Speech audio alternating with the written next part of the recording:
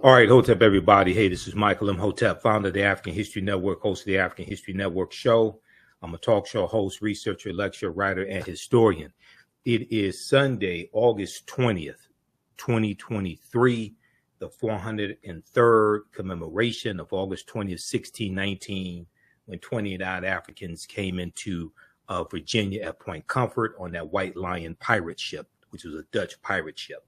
I'm here with our esteemed friend and educator, Dr. Chike Akua. How you doing today, brother? I'm blessed, brother. How are you today? Oh, I'm doing all right. I'm doing all right, man. Well, this is a timely conversation. Everybody, today we're going to talk about what Black people need to know about the Florida school curriculum culture wars. And these school curriculum culture wars are spreading across the nation. And specifically, we're going to talk about a Washington Post column that Dr. Chike Akua wrote, came out August 17th, which is Marcus Garvey's birthday as well, August 17th, 2023. And Chike sent me a text message of the article yesterday. I said, hey, we have to interview you on the African History Network show today. Okay, so let me just do a brief introduction of Dr. Chike Akua. He's an assistant professor of educational leadership at Clark Atlanta University and one of the most sought after speakers at colleges, universities, and educational conferences. As an internationally recognized thought leader, Dr. Akua's scholarly research on African-centered education has been published by academic presses in the following publications: African-Centered Education, Theory and Practice in the year 2020, the Journal of Black Studies in 2020, the SAGE Sage Encyclopedia of African Cultural Heritage in North America in 2016, and the Handbook of Urban Education in 2014. His most recent book is the revised and expanded fourth edition of Honoring Our Ancestral Obligations, 7 Steps to Black Student Success, which is used as a text at a number of colleges and universities nationally. And he's the author of 11 books and creator of Reading Revolution Online, which he'll give us more information about later in this interview. And their website is readingrevolution.org, readingrevolution.org. All right, so brother, we're going to pull up your article here from the Washington Post up here on the screen chat, on the screen share. But the name of the article is The Irony of Black History Legislation in Florida. So give us a synopsis of what you were talking about here in this article. Sure. I went into some of my research on Black history laws throughout the country. And in some of my research, I examined Black history laws in several states: New York, New Jersey, Illinois, South Carolina, and Florida. And interestingly enough, I found that Florida had a little known African-American history law. And I found that their law was the most comprehensive of all of the different Black history laws that I examined. Right. And what made it unique was that this is the only law that required that teachers teach the African and African-American contributions and accomplishments that have been made across the curriculum. So in other words, in those other states, the law required that teachers teach about slavery and the African-American experience starting in America, and only in the social studies classroom. But Florida's law was more comprehensive because it required that you also taught the African contributions before slavery and across the curriculum, meaning in science, in math, in language arts, and reading and literature and social studies, all of the different subject areas. So I found that to be a fascinating article, and that the people who brought that legislation into being were very intentional about how they worded it. So I found it very ironic in terms of what's going on in Florida and many other states now, as they're trying to censure what's taught about Black history. And much of that is happening or started in Florida, which has, interestingly enough, the most comprehensive law. So that's what we mean by the irony behind these Black history laws.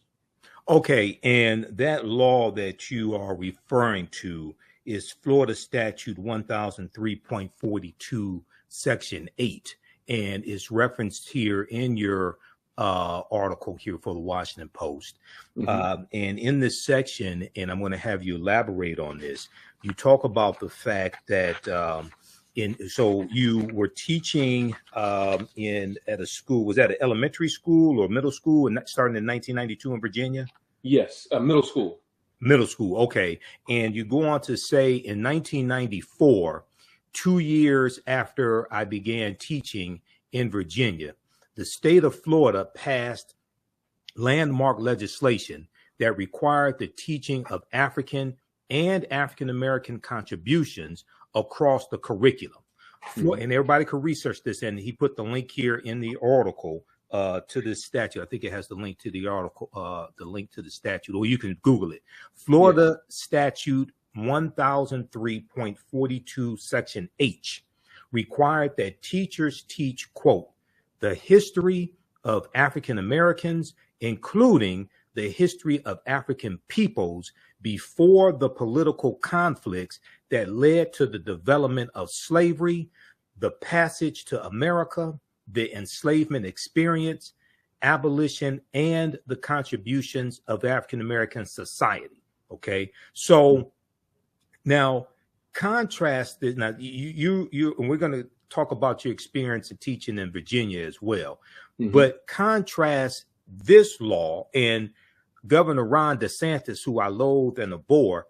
He has cited this law to try to give cover to the 2023 social studies standards that so many people are raising objection to. And I have those social studies standards. I'm going to show them on the screen as well. I have the PDF of it, of the 216-page document or so. Talk about how this law contrasts with the 2023 social studies standards. Well, the law that came out in 1994, as you can see, is very comprehensive in the way that it was worded, because it was constructed by Black scholars and educators and legislators. Okay? Right. And I interviewed several of the Black legislators and educators that brought that law into being. And what they were very clear on is that prior to that law, there were several themes that emerged. One of them is the inaccuracy in the school curriculum. That Right. Each of the people that I interviewed were very, very clear that school curricula to that point was very inaccurate. Secondly, not only was it inaccurate, the second theme that emerged was that there were clear omissions that were very important contributions and accomplishments that African people and African Americans had made to American history and to human history. The third element or theme that emerged in these interviews, and by the way, when you conduct research, you're looking for patterns. So these are the patterns that emerge, whether you're doing interviews, doing surveys, observations. So the third thing that emerged was this issue of correction, that the standard American narrative of history needed to be corrected of these inaccuracies and omissions. And then once corrected, the true and authentic contributions of African Americans and Africans needed to be included into the curriculum. So inaccuracy, omission, correction, and inclusion. Those were the four primary elements that emerged in my research. So now when you contrast that with the so-called Stop Woke Act, right? One of the things that came up in DeSantis's remarks that was very ignorant was that he suggested, and you just scrolled past it, was that enslaved Africans developed skills as a result of slavery. Right, exactly. And I've dealt with that extensively here on the African History Network show. But go ahead, because you do have some historical information here as well. But go ahead and talk about that. Right. So we know, and historical research tells us, that African people brought the knowledge of the cultivation of the cash crops that made America a world superpower virtually overnight. So they brought the knowledge agricultural engineering as it related to cotton cultivation, Right. indigo, tobacco, Rice. sugar, rice, all of those. And I wish I had added rice in there. I forgot to add rice. Yes. Absolutely. These are the cash crops that made America a world superpower almost overnight. Remember, when Europeans first came to America, they were starving. Right. They didn't know how to plant crops. It was Right. the indigenous people who had to show them how to do that. And indeed, Africans brought that over. They studied us very carefully so that they would know which nations to invade and which Africans to bring over here who had specific skills. So for him to make that very ignorant remark to suggest that Africans benefited from enslavement is idiotic and is very ill-informed and is very dangerous to teach our children or any children that.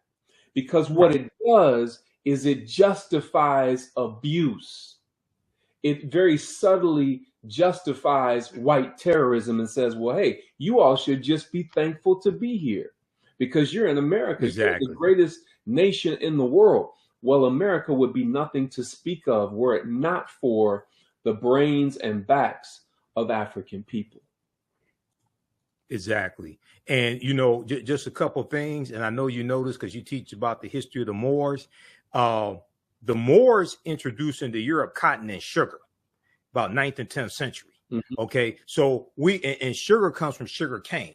Okay. Sugar cane grows in hotter climates. So we knew how to grow sugar cane. And this is going to be one of the biggest cash crops, even before cotton becomes king for Europeans. You know, when you study the Spanish colonies, you study Christopher Columbus, they're setting up they're setting up sugar cane plantations in Cuba, Jamaica, things like this, Santo Domingo, which becomes Haiti, etc. So we saved Europe multiple times. Okay, we taught them so much. We saved Europe and Europeans multiple times.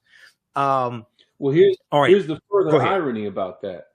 The further irony about that is I have been providing consulting to the Florida African American History Task Force. It's actually the Commissioner of Education's African American History Task Force. And I've been consulting with them since 2006. I've developed curriculum resources for them, online training and professional development and in-person professional development for teachers and leaders throughout the state of Florida. They have utilized my books and all of the things that I produce. So the African American History Task Force in Florida is very progressive and is very clear and aware of the things that you've shared, because the things that you shared are actually in the curricula that I've produced for them. I've spoken at their summer institute several times. So they're aware of all of this, but they're being suppressed by the Florida Department of Education and by Governor Ron DeSantis. And so those that are listening right now will say, man, that's terrible, Dr. Akua, but hey, I don't live in Florida. Well, guess what? If your neighbor's house is on fire, guess what? You better grab a pail and some water and get to helping him or her put that fire out, because guess what? It's not just in Florida. Florida is receiving most of the heat for this. They're receiving most of the play in the media about this. But in reality, there are 35 states who have proposed legislation similar to Florida. And of those 35, 16 have already passed a similar law. Mm-hmm. So you need to check your particular state. And there's certain things that we need to be doing as Black people with our children. Whether your child is going to a public or private school or charter school, there are certain things that we need to be doing as parents at home to inform and influence our children to understand the truth about their history, heritage, and culture. Excellent, excellent. And so we're going to come to those things as well. You talk about them at the end of the article also. There's some critical things that I want to hit on, because I've been reporting on this extensively here on the African History Network show, what's going on with Florida, first dealing with the Advanced Placement African American Studies curriculum, the class, which was banned by Governor Ron DeSantis in Florida, but then also these social studies standards. And now Governor Ron DeSantis has said publicly that he had nothing to do with these social studies standards, but there's a commission. There's a commission, and you have African Americans on the commission. One of them is Dr. William Allen, who's a well-known African American conservative. There was an article from NBCnews.com from July 28th, 2023, and Dr. Greg Carr alluded to this on it's another, not on Roland Martin Unfiltered, but on another Black Table that he does. No, not his show, the other show. What's the sister's name? Karen. Oh, Karen Hunter. Karen Hunter. On Karen Hunter's show, because he read through the social studies standards, and he says it seems like there was a disagreement among those on the committee about the most controversial part, right? So this article here from NBCnews.com from July 28, 2023 is called "Most of Florida Work Group Did Not Agree with Controversial Parts of State's New Standards for Black History," members say.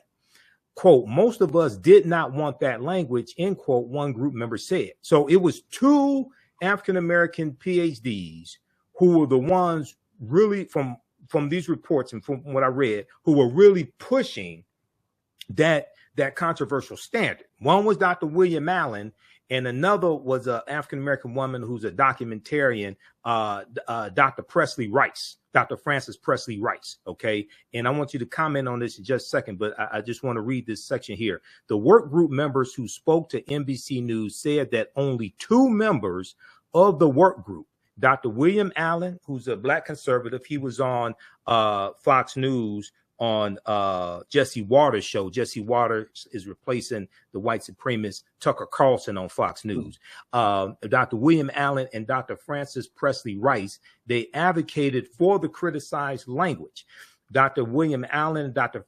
Frances Presley Rice, both Black Republicans, released a joint statement last week defending the new standards as, quote, comprehensive and rigorous instruction of African-American history. Now, and they said, quote, "The intent of this particular benchmark clarification is to show that some slaves developed highly specialized trades from which they benefited," end quote. These two Black PhDs wrote, quote, "This is factual and well documented." Go ahead and respond, Dr. Chike Akua. Then I got some follow-up information on this as well. Yeah, it's very skillful the way that they're attempting to word this. But let's go back to some of the first words you used to contextualize this. And you said two Black conservatives. Anytime I hear the words Black and conservative together, we have to ask the question, what are you trying to conserve? Are you trying to conserve traditional African and African-American values, history, and culture? Or are you trying to conserve the views and values of the white people who are paying you to say these things? And I think it's more of the latter, that certain of these so-called scholars are put in place because those that put them in place know that they will do whatever they're told to do. They're put in place because they already have a certain perspective that benefits whites in power rather than African Americans whom they should be serving. So it's clear, once again, when you read the literature, you begin to understand that African people already came here with highly specialized trades. We built America. It was built on our brains and on our backs, not just our backs, but our brains. We brought the intellectual know-how of agricultural engineering, ironwork, architecture, all of the different things that allowed America to become a world superpower in a relatively short period of time. So when they say, again, that, some enslaved Africans benefited from this, again, that is very slick language that would make the reader believe that we should just feel blessed to be here and that it absolves America of the white terrorism that our ancestors experienced and that we still experience to this day as a result of being Black in America. So it's these kinds of things that, first of all, teachers and leaders, educational leaders are often not taught these fine distinctions. And teachers Right. can't teach what they don't know. So even Exactly. when the 1994 legislation was a law, most of the school districts in Florida were still out of compliance with the law because teachers Hmm. can't teach what they don't know. And many superintendents were not enforcing that law or making it a priority. It was not measured oftentimes on the state test. And most oftentimes it was not in teacher or principal evaluations. You weren't being evaluated on whether or not you were teaching these African and African American history standards. So this is why what we call fidelity of implementation is so important. Once you have the Right. law, have you actually implemented it according to the language and meaning of the law and those that wrote the law and what they intended? And we can say definitively that the answer to that is no. Absolutely. This article here that I have up on the screen from WashingtonPost.com. I've talked about it here on the African History Network show. I use it in, this is one of the numerous articles, 100 plus articles I use in my online classes. Now, this is from July 24th, 2023. Note to Florida and DeSantis: enslaved Africans were already skilled. Now, this is by Jillian Brockale, and it goes through and it talks about things that we've talked about before, how a lot of these skills Africans brought to this country, how they came from highly sophisticated civilizations and kingdoms, etc. But it also talks about the fact that Europeans would target different groups of Africans because they were known to have certain skills. Yeah. And they had the skills that these Europeans wanted. For example, Chesapeake enslavers wanted people like the crew, KRU, specifically for their skill for boat building. Mm-hmm. Though Europeans were sailing farther distances, slave traders marveled at the superior stability and speed of West African canoes, some of which they said could hold 100 people.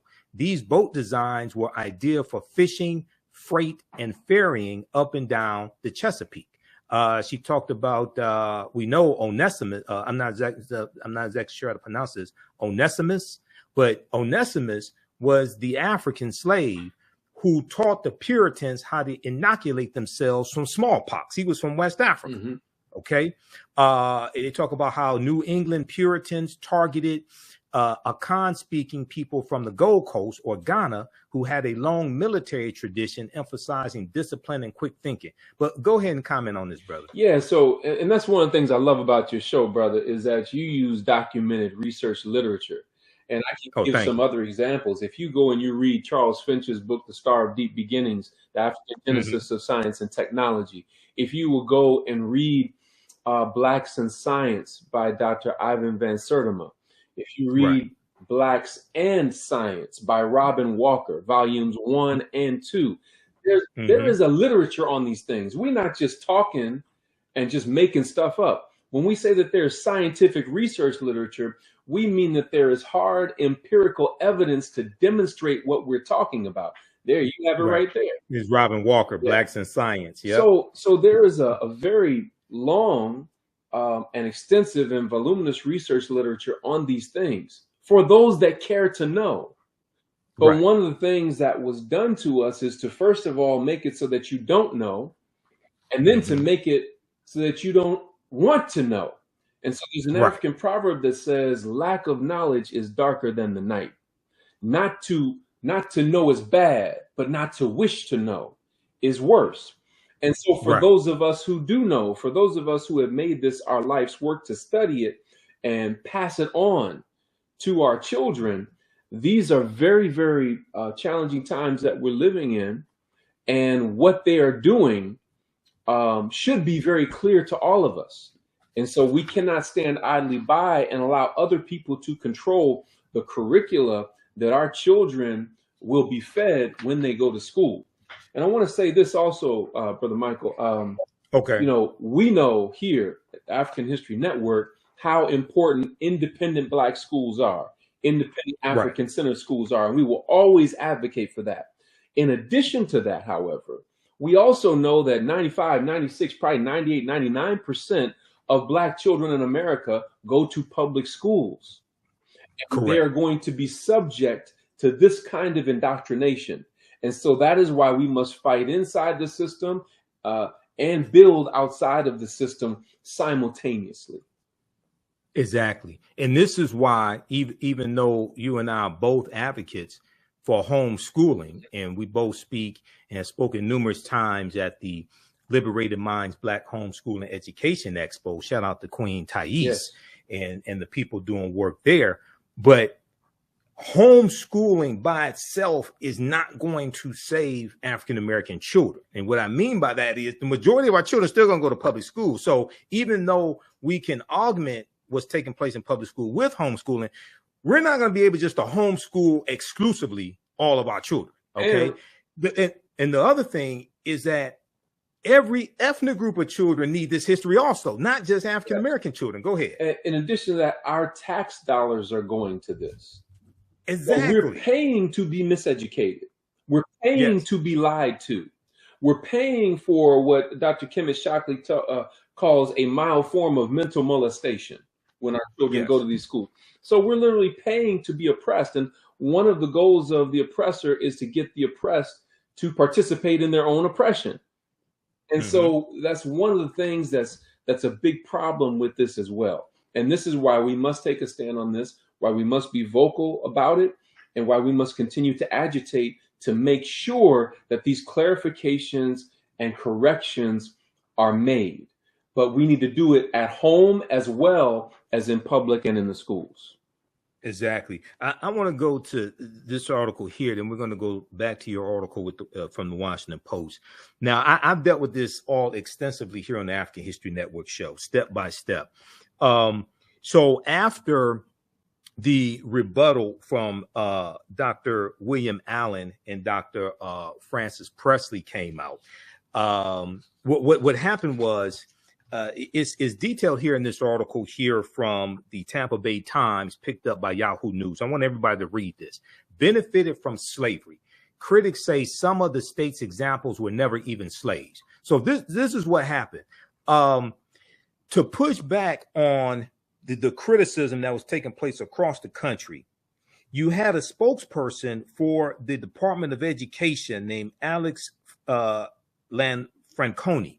Alex Lanfranconi, a spokesperson for the Florida Department of Education, said the experts stand behind their examples. So they put out 16 examples of African Americans who they claim were slaves and who they said gained skills during slavery that they were able to use to their benefit. Okay.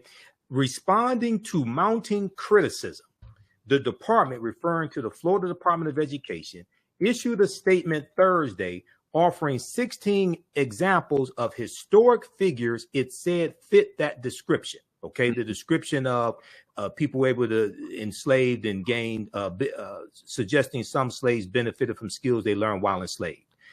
That they develop highly specialized abilities that help them later in life is, quote, factual and well documented, end quote, the Florida Department of Education stated.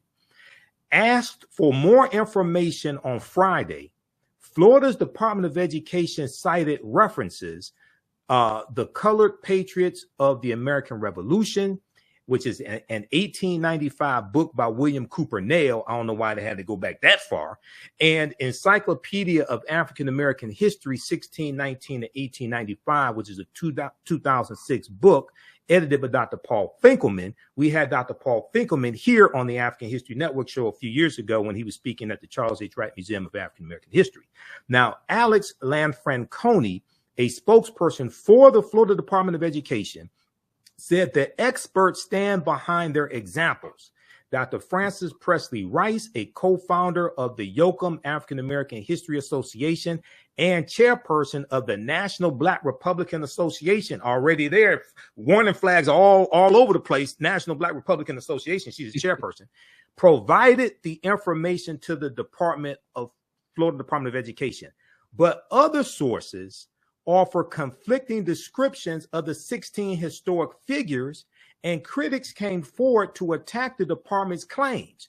Among the problems historic sources show several of the 16 individuals were never even slaves. Go ahead and comment, and I'm going to pull up the 16 individuals, brother, because almost half of them were never slaves. Go ahead. Yeah, so there were many Africans who not only brought their skills with them from Africa, but there were many who were free people in the Americas.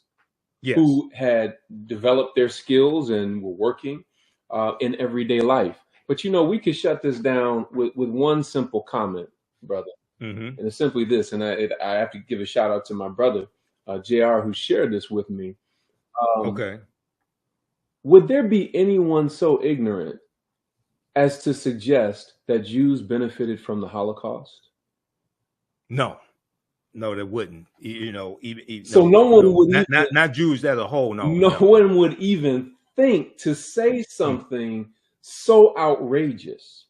Right. But why is it that there are those that think that they can say that regarding African and African American people? This is a question of power or lack thereof. And so, again, it seeks to justify abuse and white terrorism. It subtly says, once again, y'all should just be glad to be here. You know, what if, you know, look at Africa now. What if you were over there now? Well, if Africa hadn't been invaded, exactly, you know, in the ways that it was, if African people were not brought here, there would be no America worth coming to, because we were the ones that built it into something that was appealing and attractive to make people want to come here. But again, these are the fine distinctions that leaders and teachers have to have when they're teaching these different standards. Exactly. And not only that, we take it back to Dr. David Imhotep and the first Americans were Africans documented evidence. There's overwhelming evidence to show the African presence here tens of thousands of years ago, at least 51,700 years ago. So this, to be quite honest, this was our land stolen from us. Absolutely. Okay. You know, so people have to understand that as well. So people go through and read this rest of this article, and we're going to go back to your piece here in just a minute. They go through and give examples of, and this is what's so disturbing, that these people, now the two, so if you listen to Governor Ron DeSantis, he says, well, these standards were put together by two PhDs. These are the people, these are the two PhDs he's talking about. And one of the examples they gave was Booker T. Washington, who is included on the state of Florida Department of Education website as an educator. Booker T. Washington was enslaved, but did not gain his skills until after he was freed at age 9. He worked in mines and as a houseboy before entering school, according to Tuskegee University, which he founded in 1881. They also talked about, they also gave, these two PhDs gave the examples of James Forten and Lewis Latimer. And they said that they were slaves who gained their skills during slavery. Okay, the Florida Department of Education said Lewis Latimer was a blacksmith. Lewis Latimer that helped dealt with the filament when it comes to the light bulb, things like this. The inventor, Lewis Latimer. Right. Okay, the department said Latimer was a blacksmith born into slavery in 1848 and freed in 1852. And James Forten, the ship magnate, was a shoemaker born into slavery in 1766 who escaped in 1788. A museum dedicated to Lewis Latimer states that he was born to two self-liberated, formerly enslaved parents. He was self-educated. He worked as an inventor, participating in the development of the telephone and incandescent lighting, among other inventions. And then the Museum of the American Revolution describes James Forten as a black entrepreneur born to free black parents. He served on privateer ships during the Revolutionary War and became a wealthy sailmaker. So about half of their examples that they gave to justify saying that you had some African Americans who were slaves and gained skills during slavery that they could use to their benefit later in life, half of them were never slaves. Go ahead, and we're going to go back to your article. So you're doing what I do as a professor who oversees dissertation research. When I look through the draft of a dissertation of one of my students who's conducting research, I'm looking to make sure that their explanations are in alignment and whether it flows with the proper logic. And just as you've demonstrated, and the writer of this article has demonstrated, their logic does not flow logically. It is illogical. It's very Exactly. clear. So if I were grading this paper or helping this student to do revision, let's say, hey, you have to go back and you have to revise this because this is not in alignment. It's not in alignment with historical fact. Go back and look at your literature review of the research. Go back and look at the data that you gathered and see if your data was authentic.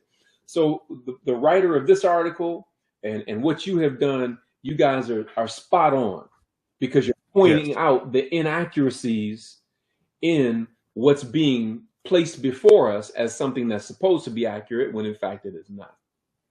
Exactly. Thank you, brother.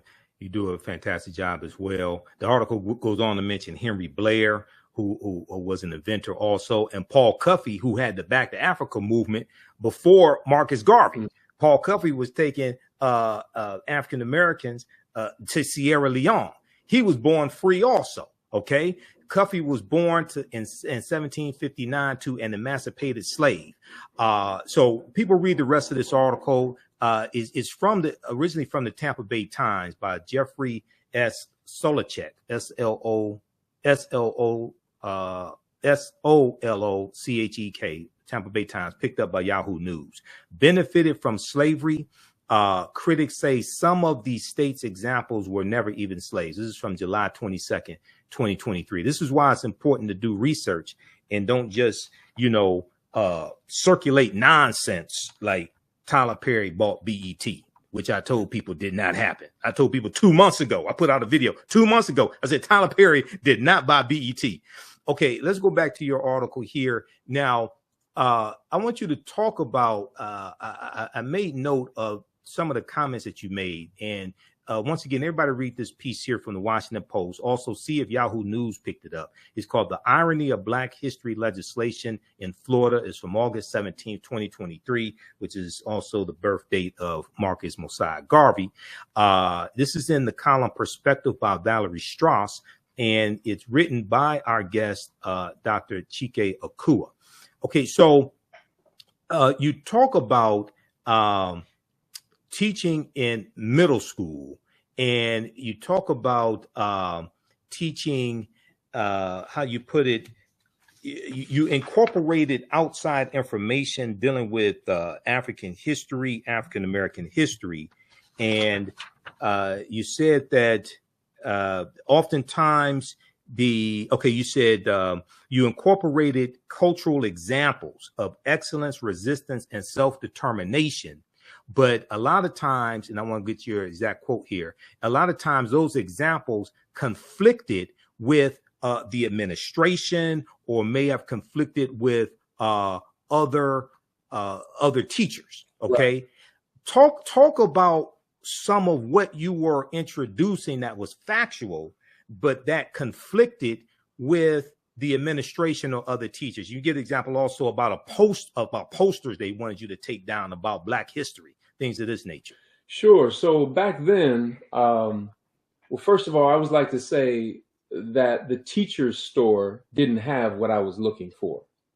Explain to people what a teacher store is. My mother taught in Detroit public schools for 47 years, so I know exactly what the teacher store is, because I went numerous times when I was a kid. But explain to people who don't know what the teacher store is. The teacher store is a place where teachers and educators go to find posters and bulletin board material and anything that it relates to arts and crafts and things that you would do in the classroom with students. And I could never find the posters and things that I was looking for in the teacher store, so I would create them.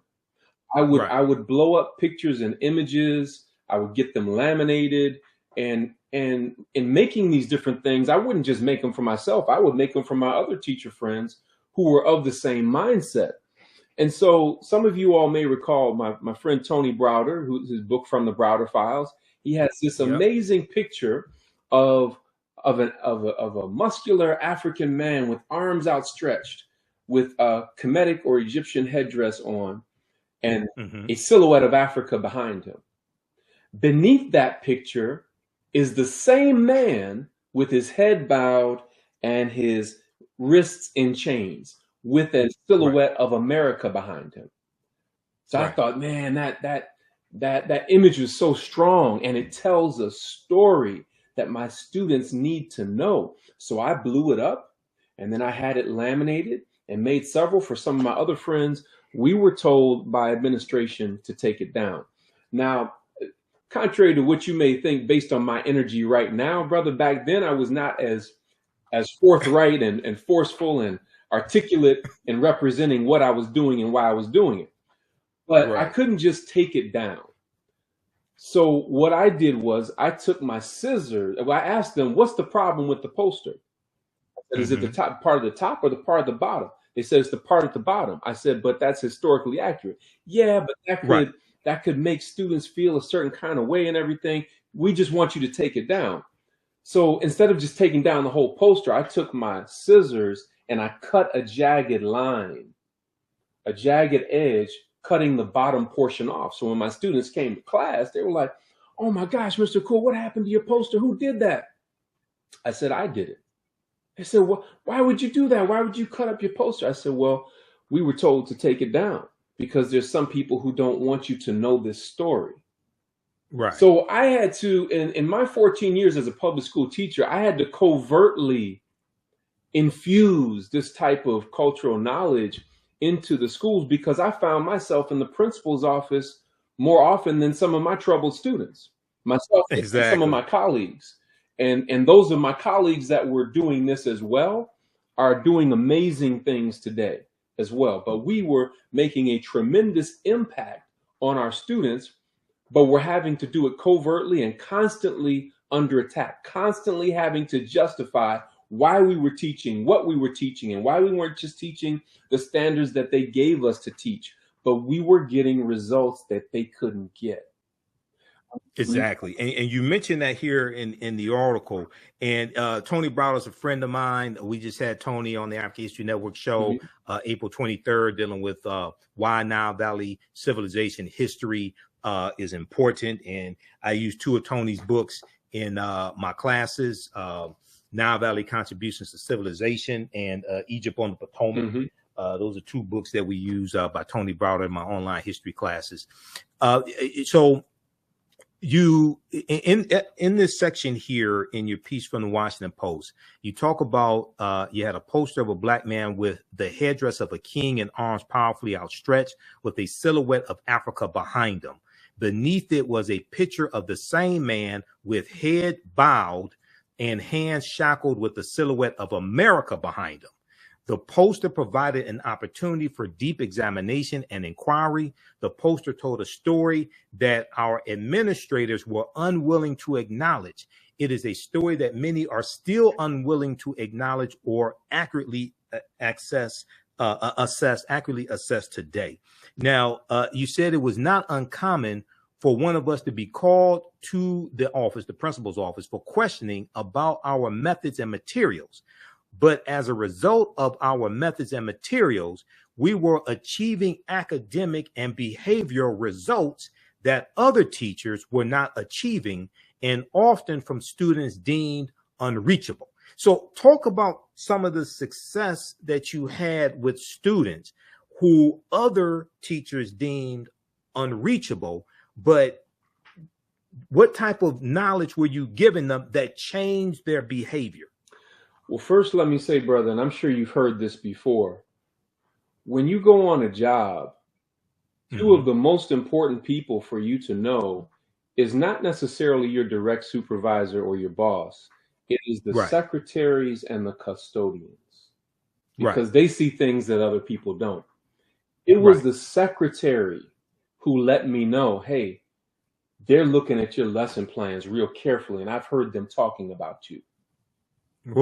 It was the black secretary who told me, listen, if you hear a click over the intercom system, a random click, they're listening in on your classroom. I was like, yo. Wow. So, but here I am, and I wasn't the only one. I want to be very clear. There are many conscious and committed black educators and non-black educators who are going through and have gone through what I'm talking about. But they used to send to me the students that they could not handle. They used to send to me the students that they could not control. they were always amazed at, they were oftentimes always amazed, when they came to observe my classroom. My students were on task. They were answering questions, asking good questions, respectful. But then in other classrooms, they're unruly and out of control, because they're not just unruly and out of control. That is a form of resistance to miseducation and oppression. This is what a lot of people don't understand. When our children act up and act out in school, it's not just acting up and acting out. It is a form of resistance to miseducation and oppression. And Imwali Mubaruti says something interesting. He said, Dr. Mwalimu Baruti? Baruti, yes. He said, shout out to Mwalimu, yeah, yes. He says, miseducation leads to diseducation. I need to break this down, brother.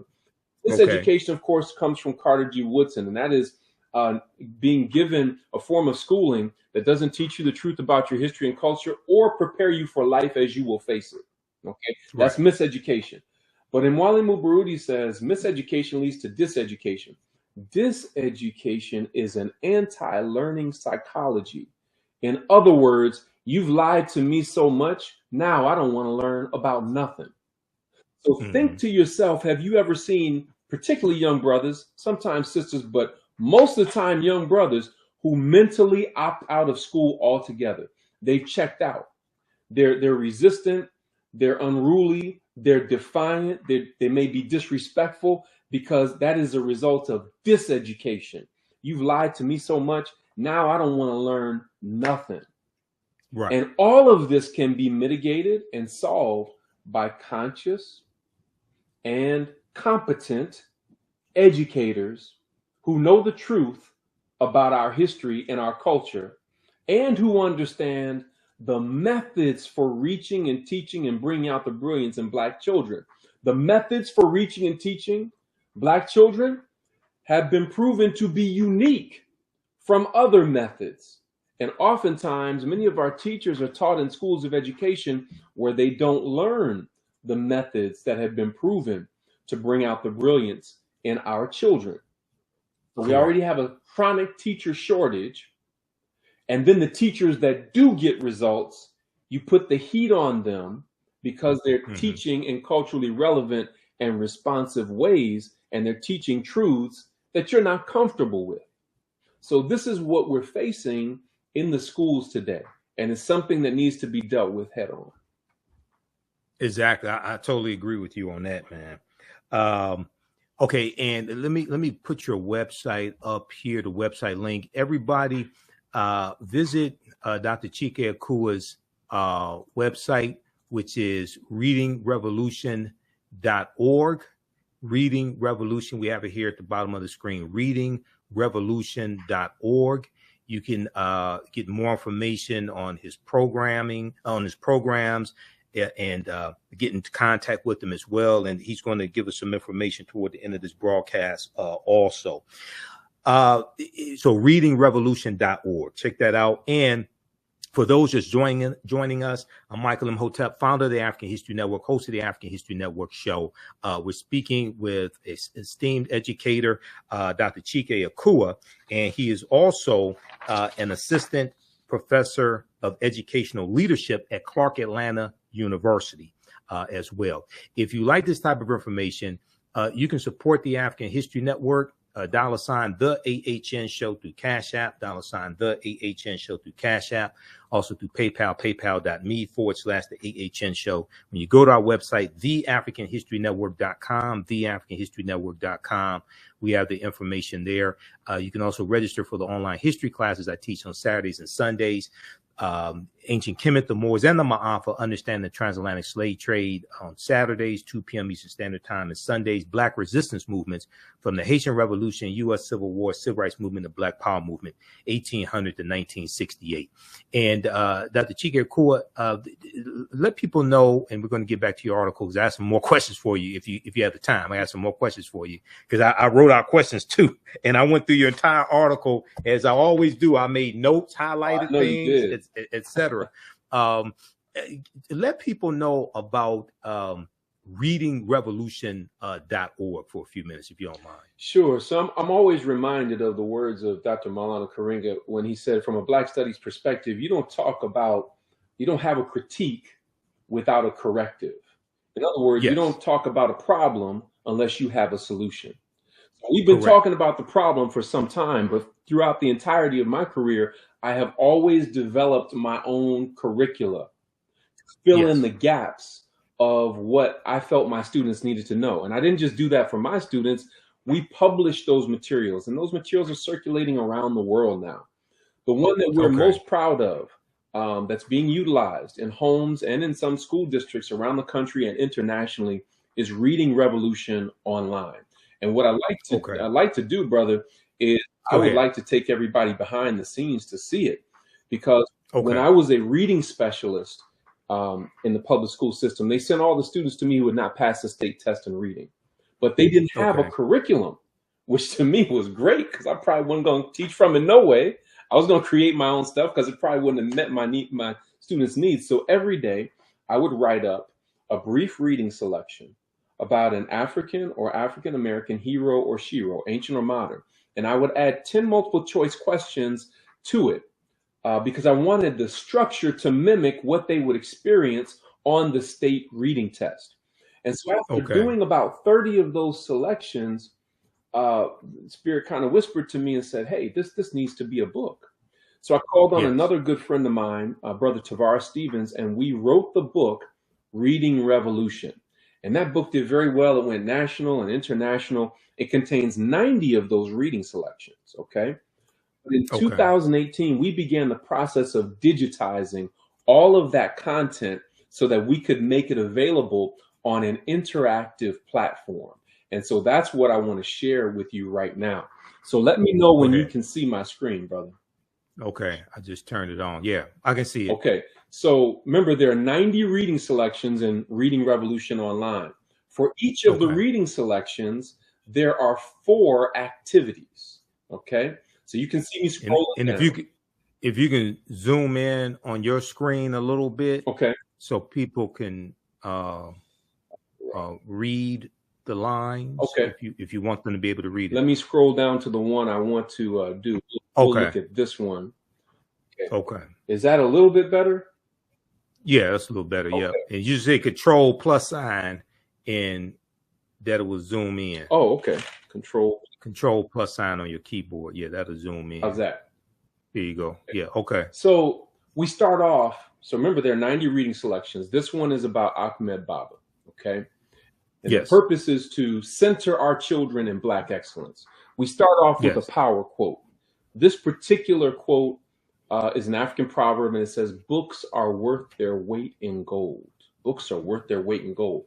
So we want that on our children's mind as we get into the lesson. Then when you go beneath that, and we would have a conversation on what that means and what their favorite book is and things. But then we go to what we call Baobab vocabulary. And you know, Brother Mike, in African tradition, the Baobab tree is called the tree of life, because the elders and the mothers of the city meet under the shade of the Baobab tree. The people hollow out the trunk of the Baobab tree to store water and food and other necessities. So it provides a number of things for the village, right? So the Baobab tree is the tree of life. We call it Baobab vocabulary because doing these activities will bring life to our children's vocabulary development, reading comprehension, critical thinking skills, and cultural competency. So these are the words that the student will encounter in the reading selection that we're going to go through. As I scroll down, there is a captioned video to go with each reading selection. And the captioned video reads word for word what is in this reading selection. You can see the vocabulary words are underlined for easy identification. Now, the reason we added a captioned video is because we know that our children are visual learners, and we wanted it to be a multimodal, multidimensional experience for them. Each video is approximately 3 minutes, give or take a few seconds. This one is about 3 minutes, so I want to play this so that those that are watching can get an idea of what they and their children will experience with Reading Revolution Online. So bear with me for just a moment, and I may turn the captions on maybe about 30 minutes in. I'm sorry, about 30 seconds into it, okay, just so that you can see, because you can. All right. And in readingrevolution.org, once again, everybody, is Dr. Chike Akua's website that he's on right now, that he's showing us, readingrevolution.org. All right, here we go. Ahmed Baba and the University of Sankore. From the 1300s to the 1700s, Timbuktu was one of the greatest cities in all of Africa. Situated near the Niger River, this great center of learning was known throughout the land. It was also an important trading center for gold, salt, iron, and books. Timbuktu had quite a reputation for educational excellence and wealth, so much so that students and scholars came from all over Africa, Asia, and Europe to study at the famed University of Sankore.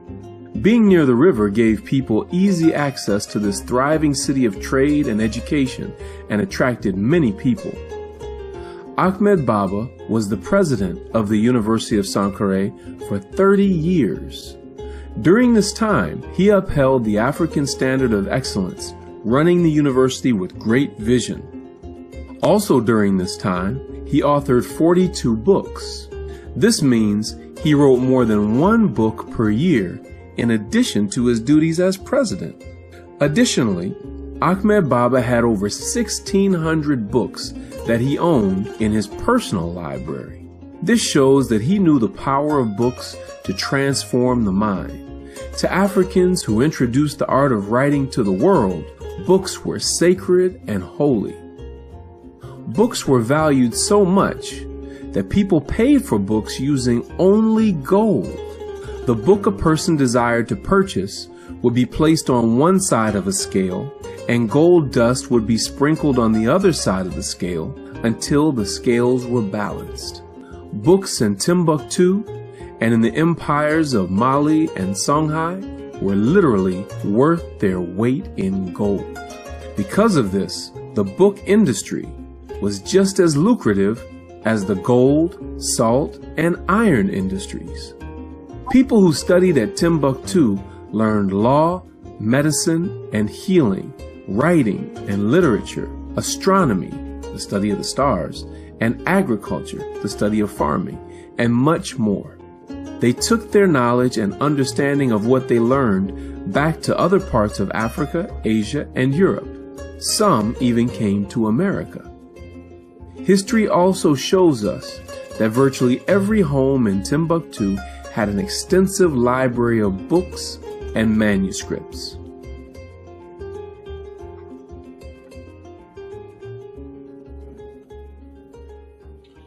Okay, before. All right, that's great. Yeah, that's fantastic. Go ahead. Before I go into the activity, brother, can you just tell me anything that stood out to you in watching that brief video clip? Just anything. Well, Ahmed Baba being the president of the University of Sankore for 30 years, I knew he had a library of 1,600 books. I knew he wrote numerous books. He wrote 42 books. Reminds me of the 42 laws of Muhammad. I mean, the 42 negative confessions of Muhammad. Right. Then also, every home in the city of Timbuktu, in the Mali Empire, had a library in the home as well. And I tell people, people that watch the African History Network show, I tell them we need to have our own University of Sankore in our homes. We have entertainment centers, but we need to have learning centers in our homes as well. Absolutely.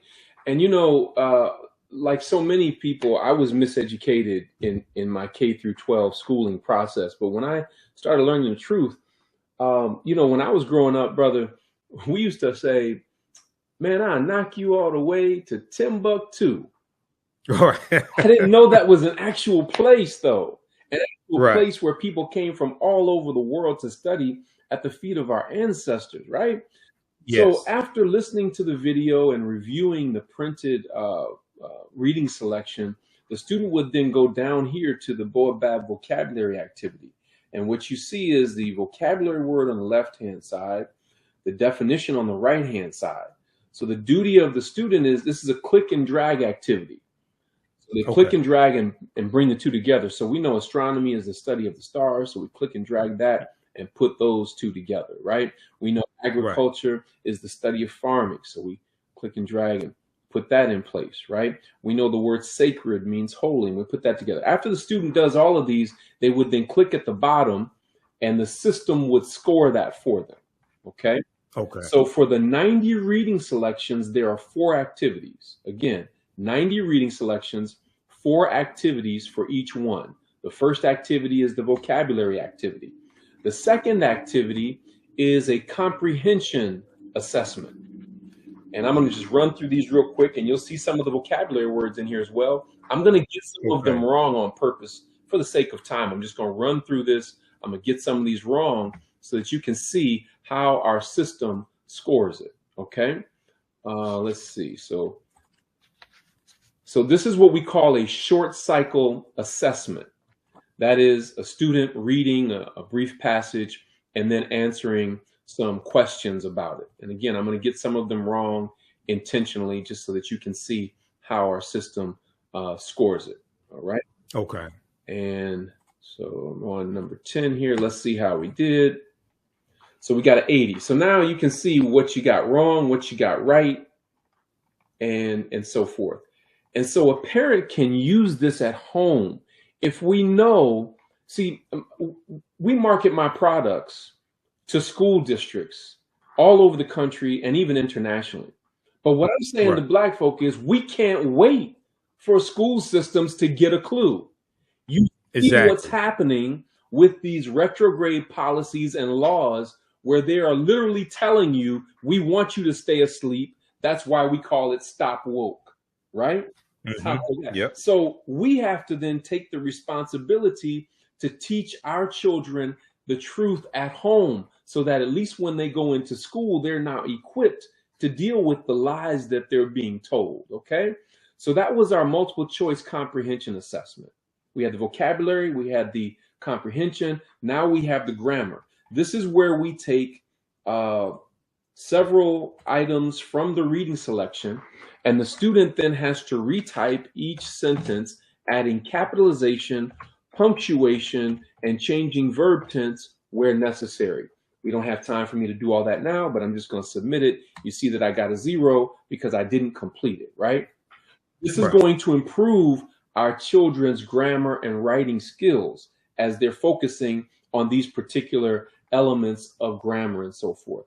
And the whole idea of what I was trying to do here, brother, was really replicating my classroom and what I was doing with my students to be able to get the results that I got. I was able to take some students from F's to A's in language arts and reading and get past the state test and so forth through these culturally relevant and responsive practices, through these African-centered or Afrocentric teaching practices. But if we're going to have a reading revolution, we also have to have a writing revolution. Right. And so for each of the 90 reading selections, we have a writing prompt also. This one says, Ahmed Baba wrote 42 books. If you were going to write a book, what would it be about? Would it be fiction or nonfiction? Who would the book be for? What age range or audience? Describe and explain. So the parent or the teacher would then tell the student, okay, I want you to write a paragraph, or I want you to write 2 paragraphs about this particular writing prompt. And our platform will archive that writing for them, right? In addition, a parent or a teacher can track their child's progress across all of these activities, all of these reading selections. It's an amazing resource. Now, again, I'm just returning from Chicago, from a school district just outside of Chicago, who is implementing this program district-wide. They got it. They get it. They understand the need for this. And there are many other districts that are utilizing it. But again, parents, we can't wait for school districts to get a clue. If you your son, your daughter, your niece, your nephew, your grandson, your granddaughter, right? We need to make all Black people aware that this resource is available to make sure that they're centered in the best of their culture, so that when they hear these erroneous remarks of miseducation, they will know who they are, whose they are, where they come from, and where they're going. Again, it contains examples of African excellence from ancient times to modern, right? Okay. So we wanted to give our children a very well-rounded example of what our excellence looks like. And then I want to show you something else real quick too, brother, because Okay. this may be just as important. Okay. So now I'm going to the website. What I showed you before is behind the scenes once you get a Reading Revolution online membership. But I'm going to scroll down here and hopefully you can see this picture of the Reading Revolution team. Can you see that right there? We're all dressed Yes. in blue. Yes. And you said to blow that up, I can press Control Yeah. plus. Yeah. Control plus sign. Yes. There. Okay. So I want you to see them because that is actually my family, brother.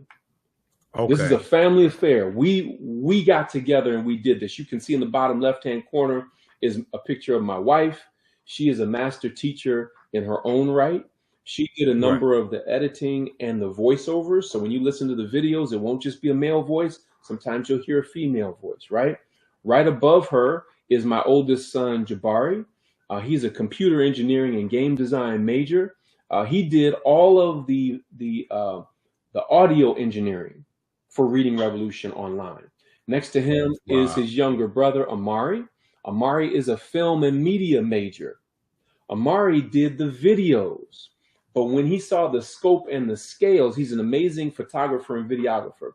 But when he saw the scope and the scale of the project, he called upon his girlfriend, Ayana, who's in the bottom right-hand corner. She is an amazing communications major and an amazing video editor as well. So he got her assistance in putting together all of these 90 video clips. In the middle is my niece, Kaylee, who is also a STEM major. She did some of the voiceovers and some of the editing as well. So this is a family project that we are making available to our people all over the world. And I'm sharing that with people to let them know that we don't just talk about the problems. Right. We create Exactly. solutions. And when you look at the results, look at what Dr. Marcus Jackson had to say here. He said, and he is the chief academic officer in Lancaster Independent School District in Texas, just outside of Dallas. He said, as educators, our goal is to ignite a flame that burns for knowledge. For years, Reading Revolution has been able to ignite that flame for many of my students by improving reading levels by 1 to 2.5 grade levels in a year. In a year. Wow. Now, we know that our children were behind prior to the pandemic. Now there's even more learning loss, but he's saying Reading Revolution can help your child to improve their reading level in 1 to 2.5 grade levels in a year.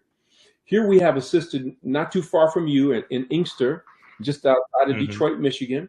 She was at Inkster Prep, and her name is LaTanya Stevens. She says, if you're considering Dr. Akua's Reading Revolution for your school or district, I highly recommend it. She said they were able to improve theirs an average of 1.7 years growth in reading in a year. Okay. Wow. And they said, so in other words, we're getting results. We have something that works, right? So for those that are listening, when you go to readingrevolution.org, I want you to click on parents.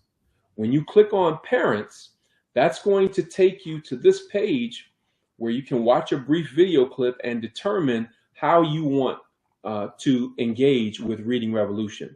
For those that are interested in purchasing a membership, you can use this code to get a significant $200 discount.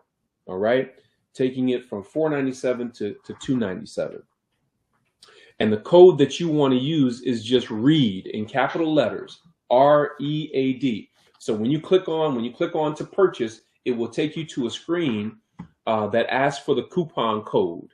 And the coupon code, I'm gonna put that code on the screen if you don't mind. Yes, READ in capital letters. Okay. But when you think of the things that we spend money on for our children, $100 and $150 shoes, dozens of video game cartridges and different things that they use to access video games, where they're paying Jordans $30, $40, $50 per game and so forth.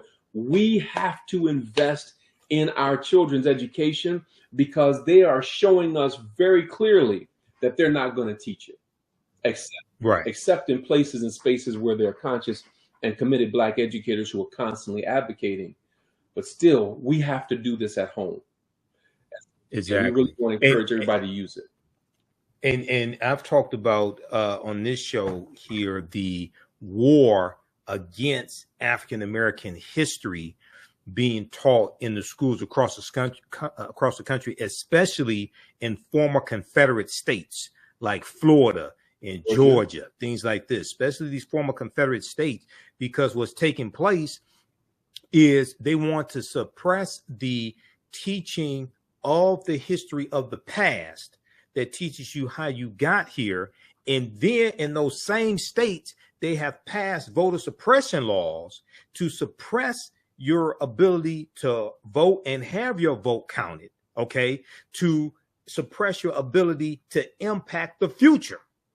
All right. So this is what's taking place. And this is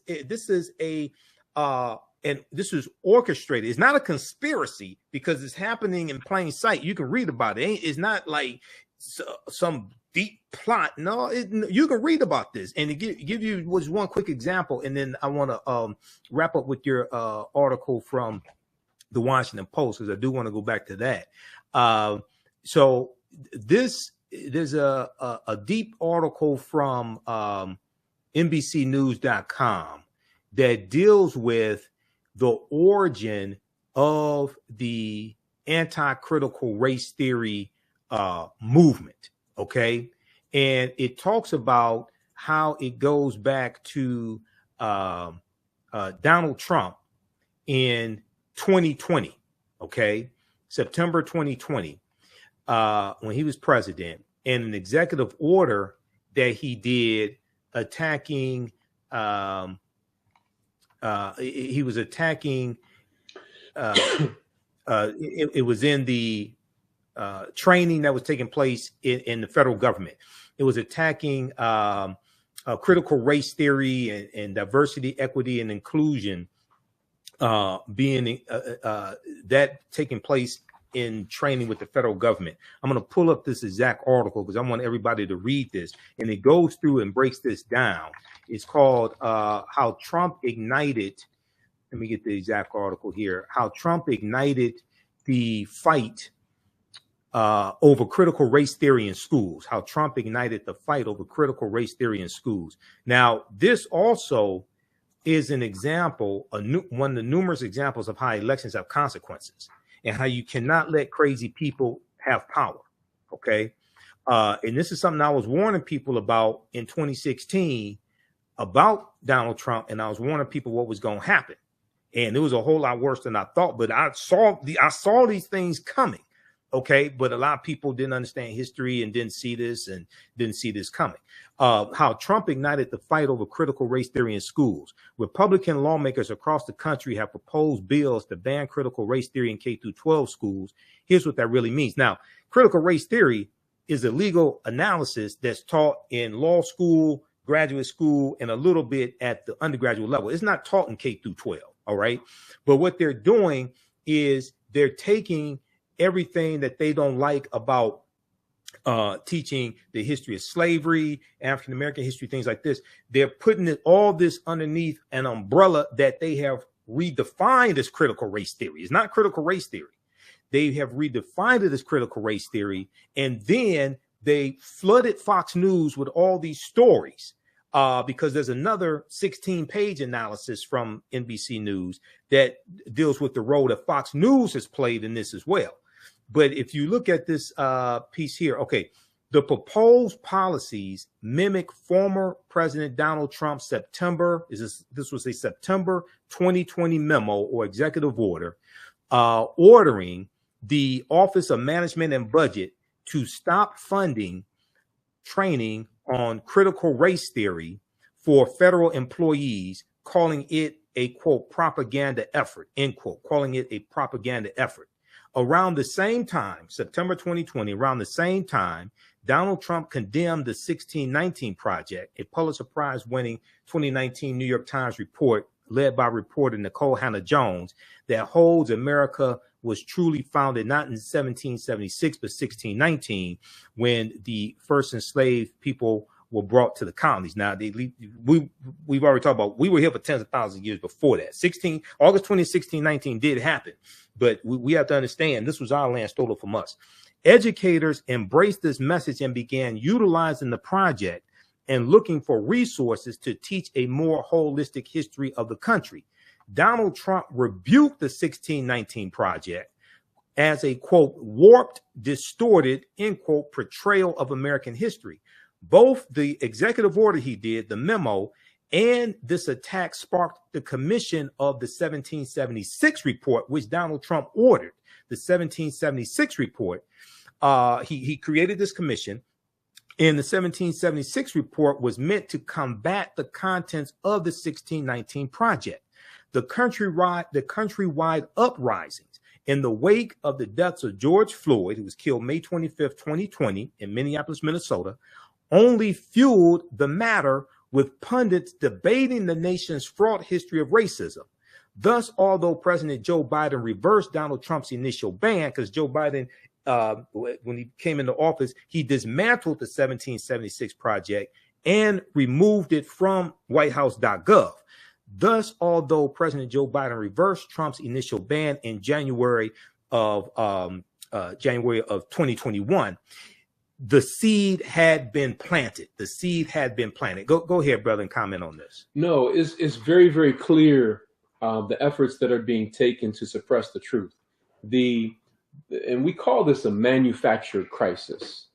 Yes, it is. Manufactured crisis around critical race theory. The fact that CRT, critical race theory, is not taught in K through 12 schools. Right. It's a manufactured crisis to gain the attention, to get more attention to Republicans, to increase their power base. Right. Yes. So this manufactured crisis is coming up against anything that critiques the standard American narrative of white supremacy. Correct. Anything that comes against that standard narrative of white supremacy ideology is going to be overshadowed by these different bans, by these policies and laws that are being passed. And that is why we need to wake up really quick and organize our people to understand these things. Carter G. Woodson said many, many years ago, there are two kinds of education: the kind you're given and the kind you must give yourself. The kind you're given is the kind that takes place in the public school system, which, by the way, as Du Bois said in Black Reconstruction, that public education in the South was a Negro or Black idea. And guess what? Yes. In the Nile Valley in ancient Kemet, we had free public education for males and females. When you go to West Africa and look at the great empires of West Africa, Ghana, Mali, Songhai or Songhai, free public education for males and females. When the Moors took over in Andalusia, which is present-day Spain and Portugal, had an influence throughout all Europe for almost 800 years, one of the first things they set up was free public education for males and females. That's why it was very natural when we got to America and gained our emancipation. One of the first things that we did was build free public schools for males and females. Remember, white folk didn't even want education for all of their own people. Correct. For poor white people, they were like, y'all don't need no education. We just need y'all to keep these niggers in line. And you don't need an education to do that. All you need is a whip and a gun. So it was Black people who are responsible largely not only for free public education, but also for males and females. Because remember, the females were being suppressed in Eurocentric society. But we had a sense of complementarity in our traditional African values. So we have an ancestral obligation to ensure that our children receive the best education possible. And we have to supplement, even if you're sending your child to a private school. I promise you, most private schools don't have the type of curriculum that I just shared with you. So this is very important that we get on board. I totally agree with that. One of the things you mentioned here in this article is on page 2. You said, I knew as a language arts teacher, there were many rich examples of reading, writing, language, and literature that developed in early Africa. There are many robust research-based examples to demonstrate this. For example, the teachings of Ptah-hotep is regarded by some scholars as the oldest complete text in the world, dating back more than 4,300 years ago. Talk a little bit about the teachings of Ptah-hotep and how you introduce this or how you use this to teach your students. Sure. So the teachings of Ptah-hotep was brought to our attention back in 1987 when it was published by Asa Hilliard, Nia Damali, and Baba Obadeli Williams. Nia Damali, interestingly enough, owns Medu Bookstore in the city of Atlanta. And of course, Baba Asa Hilliard and Baba Obadeli Williams have transitioned to the ancestors. But the teachings of Ptah-hotep contains 37 wise sayings. And Ptah-hotep was the ancient scribe in the king's court who wrote the book when he was 110 years old. How do we know that? Because in the preface of the book, he says, I'm 110 years old, right? Right. In addition to that, it is a type of literature that we refer to as wisdom literature. The most familiar wisdom literature that our listeners are probably familiar with would be the book of Proverbs in the Bible, okay? But this predates the book of Proverbs by well over 1,000 years, and you find many of the same sentiments in the teachings of Ptah-hotep later show up in the book of Proverbs in the Bible. Right. So it's a tremendous text that teaches young people our morals and our values and principles of leadership and issues of integrity and respect and so many just lifelong lessons that would serve our children so well. And again, not only do our children need to know this, all children need to know this. Exactly. Because when all children are not taught these things, I say in the article that every culture holds a key to unlocking the challenges that all humans must face. So when any culture is suppressed, all of humanity is diminished as a result of that. So when you hear me talking so passionately about what our children need, of course, I'm B1, I'm Black first, right? But and I also recognize that all people need to know this information. Other words, humanity is diminished. So the teachings of Ptah-hotep is a powerful resource. You can go online right now and order that book. It's a thin book, but a wealth of information in it that would serve you and your children very well. Absolutely. At the end of the article from the Washington Post, you give 3 recommendations. I have a copy of the teachings of Ptah-hotep somewhere here in the office, but also in Dr. Malefikete Asante's book, The Egyptian Philosophers, Ancient African Voices from Imhotep to Akhenaten. Yes. Yeah, that's it right there. I have that version, but he talks about Ptah-hotep in here, who was a philosopher as well, lived somewhere around 2414 BCE before the Common Era. Because in the introduction, Chronology of Ancient World Philosophers, they mention a number of different ones. Imhotep, who I'm named after, Kagimni, you have Kunanub, Akhenaten. It's a number of them. Amenhotep, son of Hapu. So this is before Socrates, Plato, and Aristotle. Right. Okay. So we have our own philosophers as well to study. At the end of the article, and once again, everybody, the name of this piece from the Washington Post, The Irony of Black History Legislation in Florida. You say, here are 3 recommendations for moving forward. Here are 3 recommendations for moving forward. Let's see. So, and you mentioned Dr. Carter G. Woodson here as well. Let me look at this last paragraph. You say effective and inclusive curricula exists. Let's go back. Effective and inclusive curricula exist, but are deeply suppressed.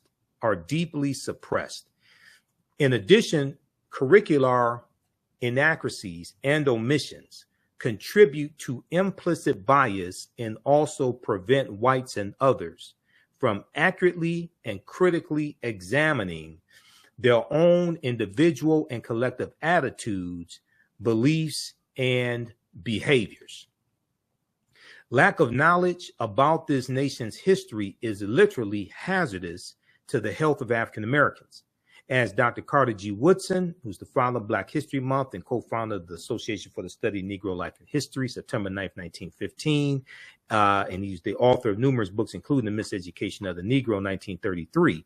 As he observed, quote, "There would be no lynching if it did not start in the schoolroom," end quote. And also Dr. Woodson advocated for the history of African Americans to be taught in every school across the country, not just schools where we attended, because the way a people treat you is largely based upon what they think about you. What they think about you is largely based upon what they've been taught about you, and what they've been taught about you is what they've read, heard, and seen about you.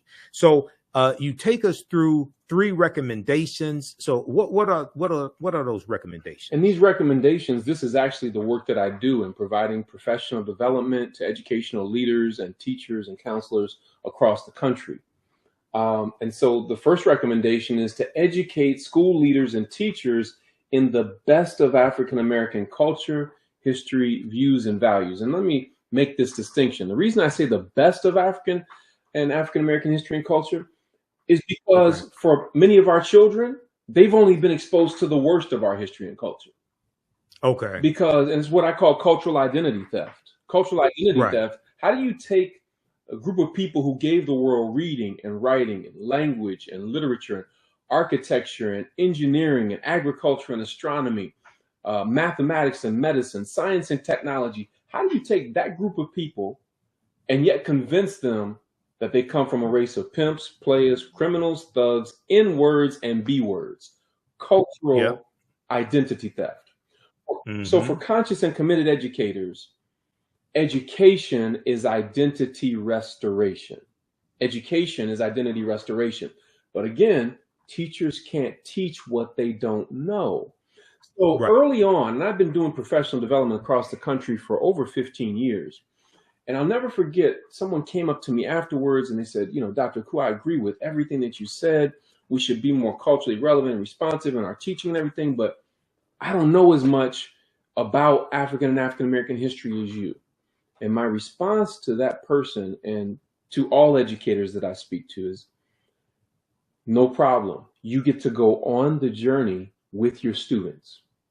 The way that we've created Reading Revolution Online and all of the other materials that we offer from our Black History poster pack, our African Proverbs poster pack, and all of the various books we've produced, we wrote it in such a way that teachers and parents can go on the journey with their children.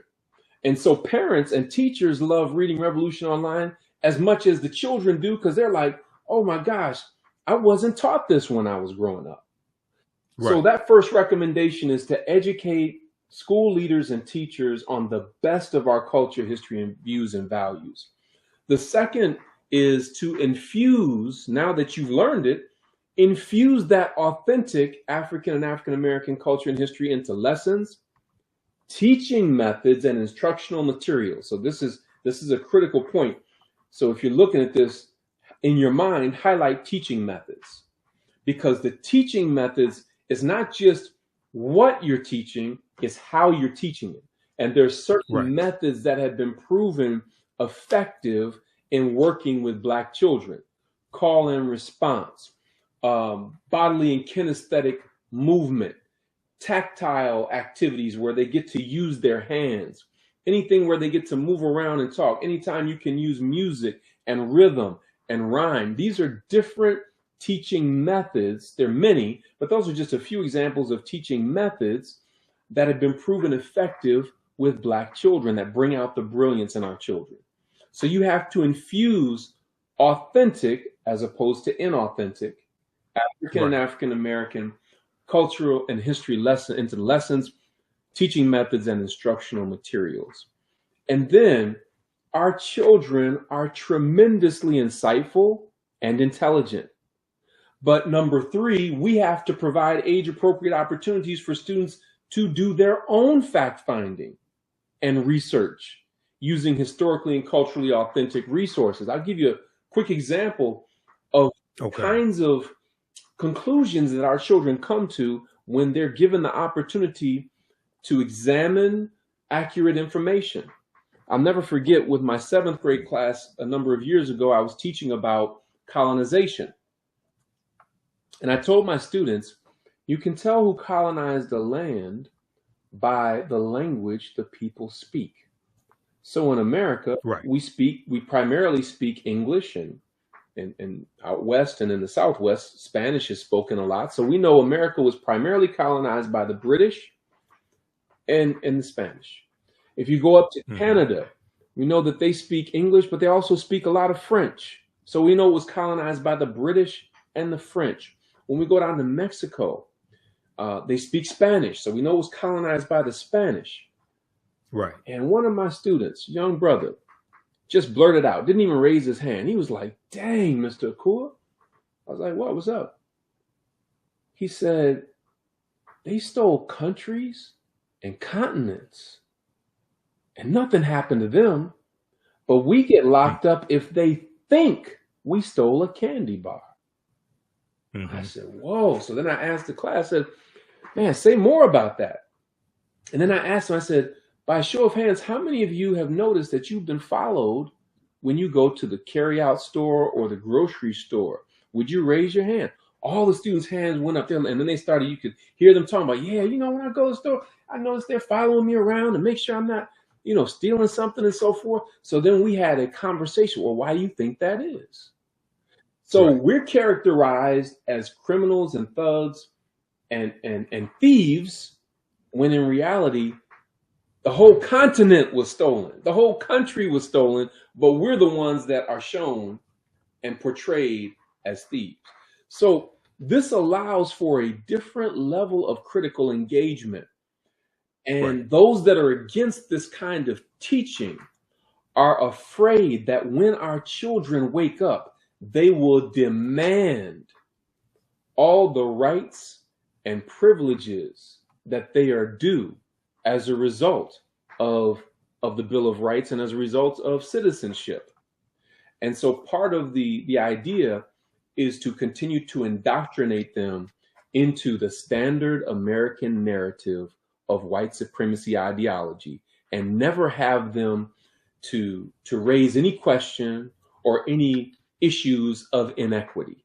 And the best way to do that is to erase the history of inequity so that they can't talk about it.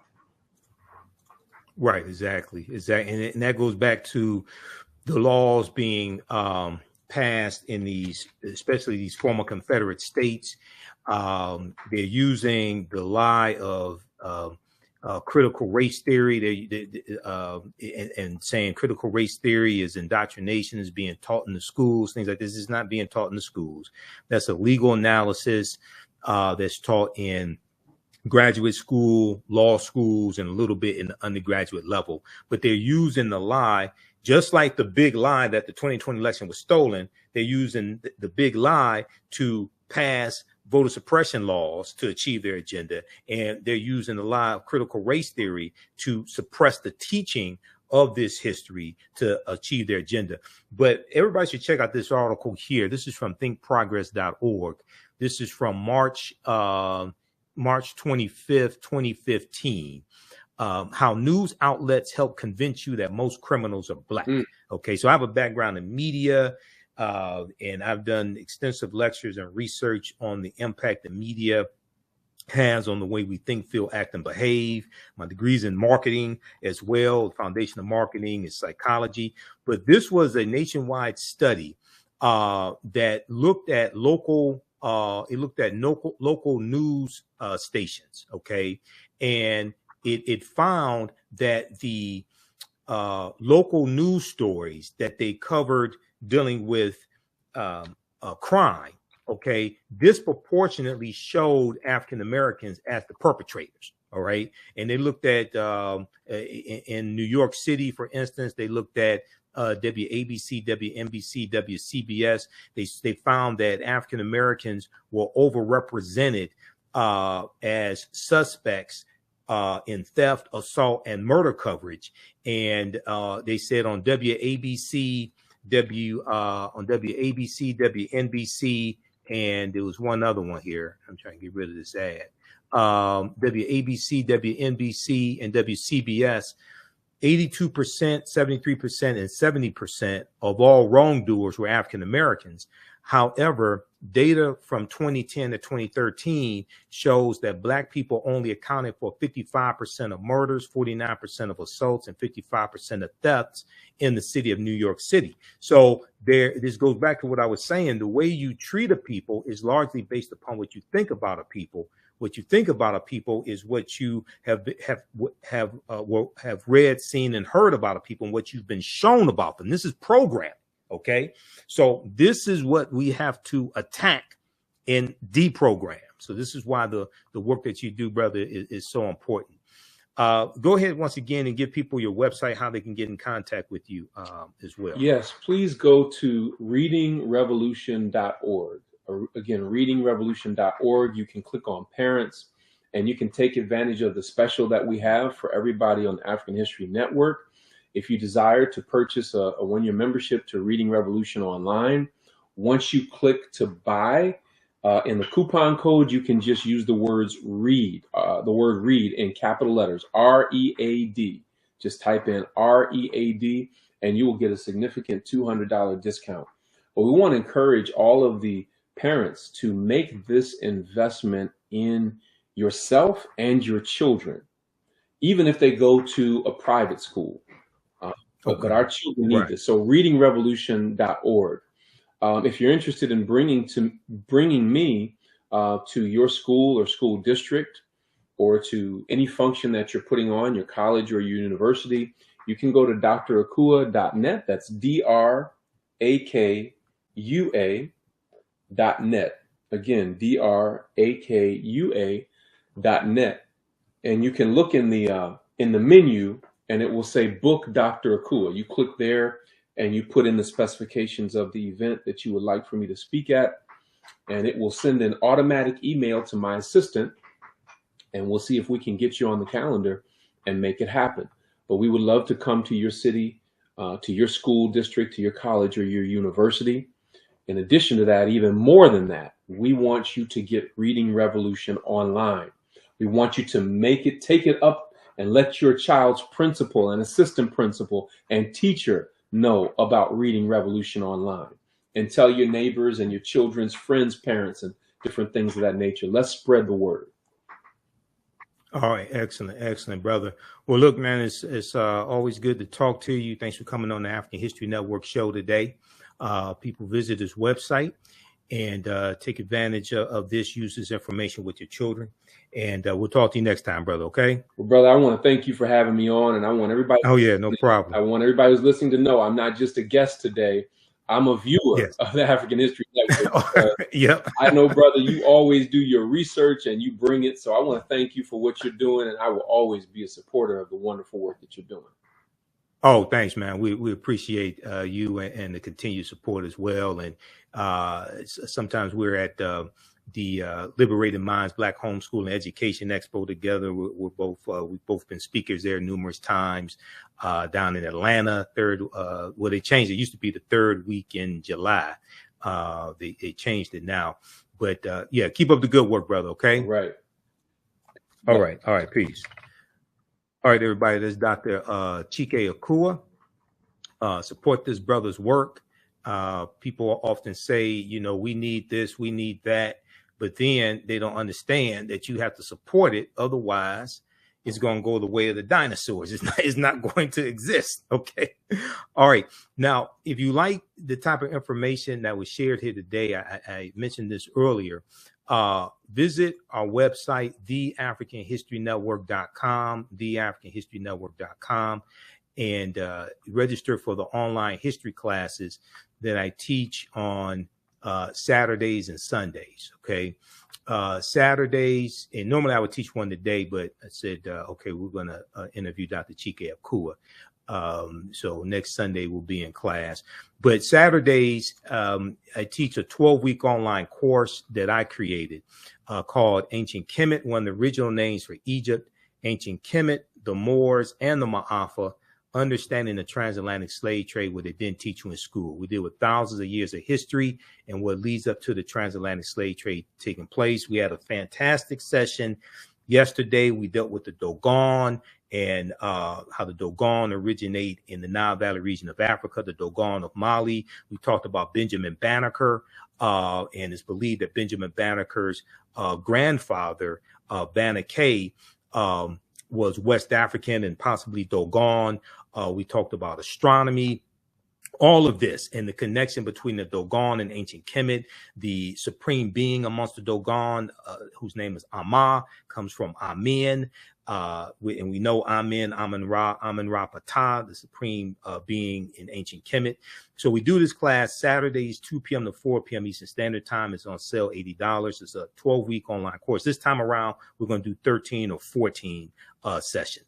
We do the sessions live. All the sessions are archived and recorded, so you can go back and watch it anytime, okay? So as soon as you register for this 12-week online course, you can watch the class that we did yesterday and the previous weeks. And even after the 12-week online course is over with, you still have access to the full class. This content, I would say, is PG-13, is not overly graphic or anything like that. I do a PowerPoint presentation. We have book references, articles, video clips. We take you throughout history. We show some of the interviews I've done with some of our scholars, like Professor Kaba Kamene, Professor James Small, Tony Browder, Dr. David Imhotep, and others. Sundays, I teach Black resistance movements from the Haitian Revolution, U.S. Civil War, Civil Rights Movement, and Black Power Movement, 1800 to 1968. We go through history chronologically and look at this history. We look at what leads up to the Civil War taking place. We look at the Reconstruction era, Jim Crow era, World War I, World War II, Civil Rights Movement, and Black Power Movement, to understand how we got to where we are today, to understand where we need to go from here. And I created both of these two curriculums. We look at 80 to 100 articles in each class. There are book references as well. The first class is about 7 to 8 books that we reference. You don't have to buy any of the books.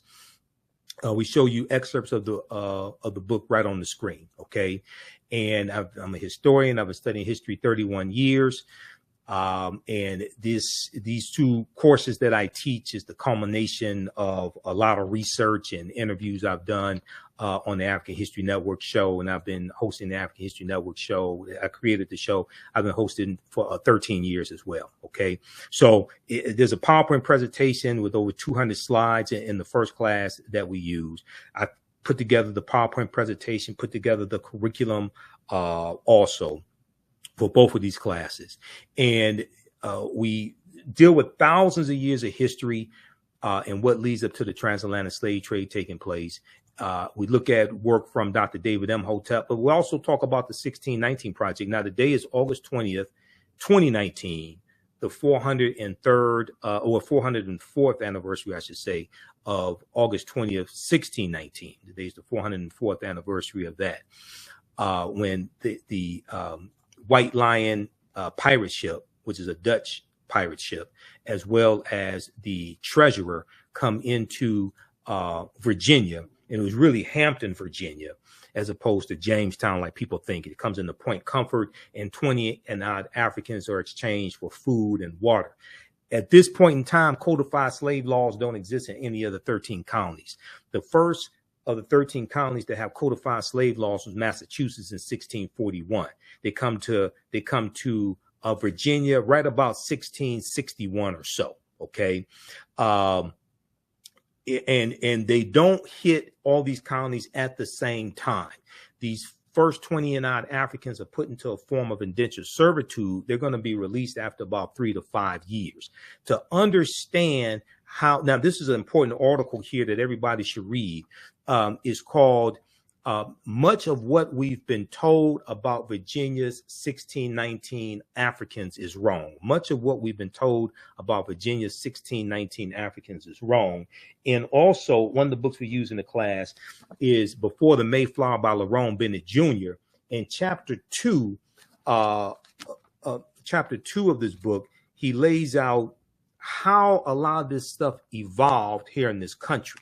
Okay, the colonies weren't originally designed to have slavery. If they were, they would have had slavery when it was originally set up, because England originally got involved in the transatlantic slave trade in 1562. Okay, but what happens is that when you look at chattel slavery evolving, that's going to largely be after 1675 and 1676 and what's known as Bacon's Rebellion. And Bacon's Rebellion is going to be after 1675, 1676, right about 1680, 1681, where the term white becomes widely used in the colonies to denote those of European ancestry. And what they were trying to do is break up the alliance between enslaved Africans, what we would call African Americans, or enslaved Africans, African indentured or free African people, poor whites, white indentured servants, poor whites, etc. There was an alliance between these different groups because they were all being oppressed on the tobacco plantations in Virginia, and they were being oppressed by the ruling elite. And they realized that they had a common enemy. So there was a rebellion that was led by a Virginia tobacco plantation owner named Nathaniel Bacon in 1675 in the colony of Virginia. And in 1670, it was about 500. It was about 500 rebels. Okay. In 1676, these rebels burned down the town of Jamestown, Virginia. Okay, how many people knew this? In 1676, they burned down the town of Jamestown, Virginia, and I was speaking on I was speaking at the Midwest Decarbonization Conference in November 2022, and I was on a panel discussion with Native Americans and African Americans, and we were talking about a shared experience, but we were also dealing with the fight for reparations for African Americans and the fight to get Native American treaties enforced. And you know, one of the problems is that when we to really understand reparations and repairing the damage of a legacy of Jim Crow segregation, slavery, redlining, housing discrimination, things like this, you have to understand the laws and policies that were put in place that brought you to where you are, that continue to inflict the harm. Okay, reparations, the root concept is to repair damage that was done. We first have to analyze the damage that was done to African people, the laws and policies put in place. And as I say, as a historian of 31 years, as a student of Dr. Leonard Jeffries, Professor James Small, Professor Kaba Hiawatha Kamene, we also have to analyze who African people were and what African people had before we were put into an institution of slavery, to understand the damage that was done, to understand that what has to actually be repaired. Just thinking giving cash payments is repairing the damage of a legacy of slavery. No, it's not.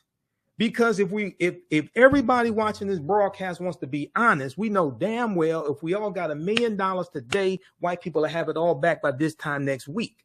And all the laws and policies that have maldistributed wealth, power, and resources will continue to be in place that continue to inflict the harm. So cash payments can be part of a comprehensive repairing the damage of a legacy of slavery and Jim Crow segregation, etc. It can be part of comprehensive reparations, but it cannot only be the form of reparations, because once you spend the money, you have not changed the laws and policies that continue to inflict the harm. So to understand some of this history, what I did was during the panel discussion, I broke down briefly Bacon's Rebellion. And so many people, regardless of race, don't understand this history. Okay, so Bacon's Rebellion was triggered when a grant for Native American lands was denied. And there's a piece at blackpast.org that talks about Bacon's Rebellion, but also King Philip's War, which was a Native American uprising as well. But the origins of Bacon's Rebellion rested with the conquest of the Powhatan Indian Confederation, 1644-1646, and the Confederation's lands being distributed to the English planter class. Despite their defeat, Indians formerly associated with the Confederation continued squatting on these lands, which caused the Virginia colonists to engage in warfare against them. Okay, now, the military and political situation was made more complicated by the presence of African slaves, who, along with white indentured servants, produced the colony's main crop, which was tobacco. This is before cotton becomes king. Cotton is largely going to become king after 1793, after the cotton gin is created by Eli Whitney, which greatly reduces the cost to produce cotton. Before cotton was king in the colonies, tobacco was king, but also you're going to have sugarcane that's king as well. But at this point in time, tobacco is king. Okay, tobacco is the main cash crop.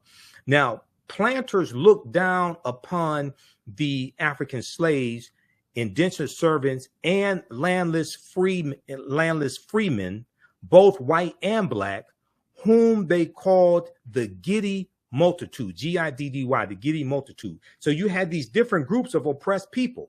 You had African slaves, you had indentured servants, you had what we would call free African Americans, you had poor whites, and you had white indentured servants.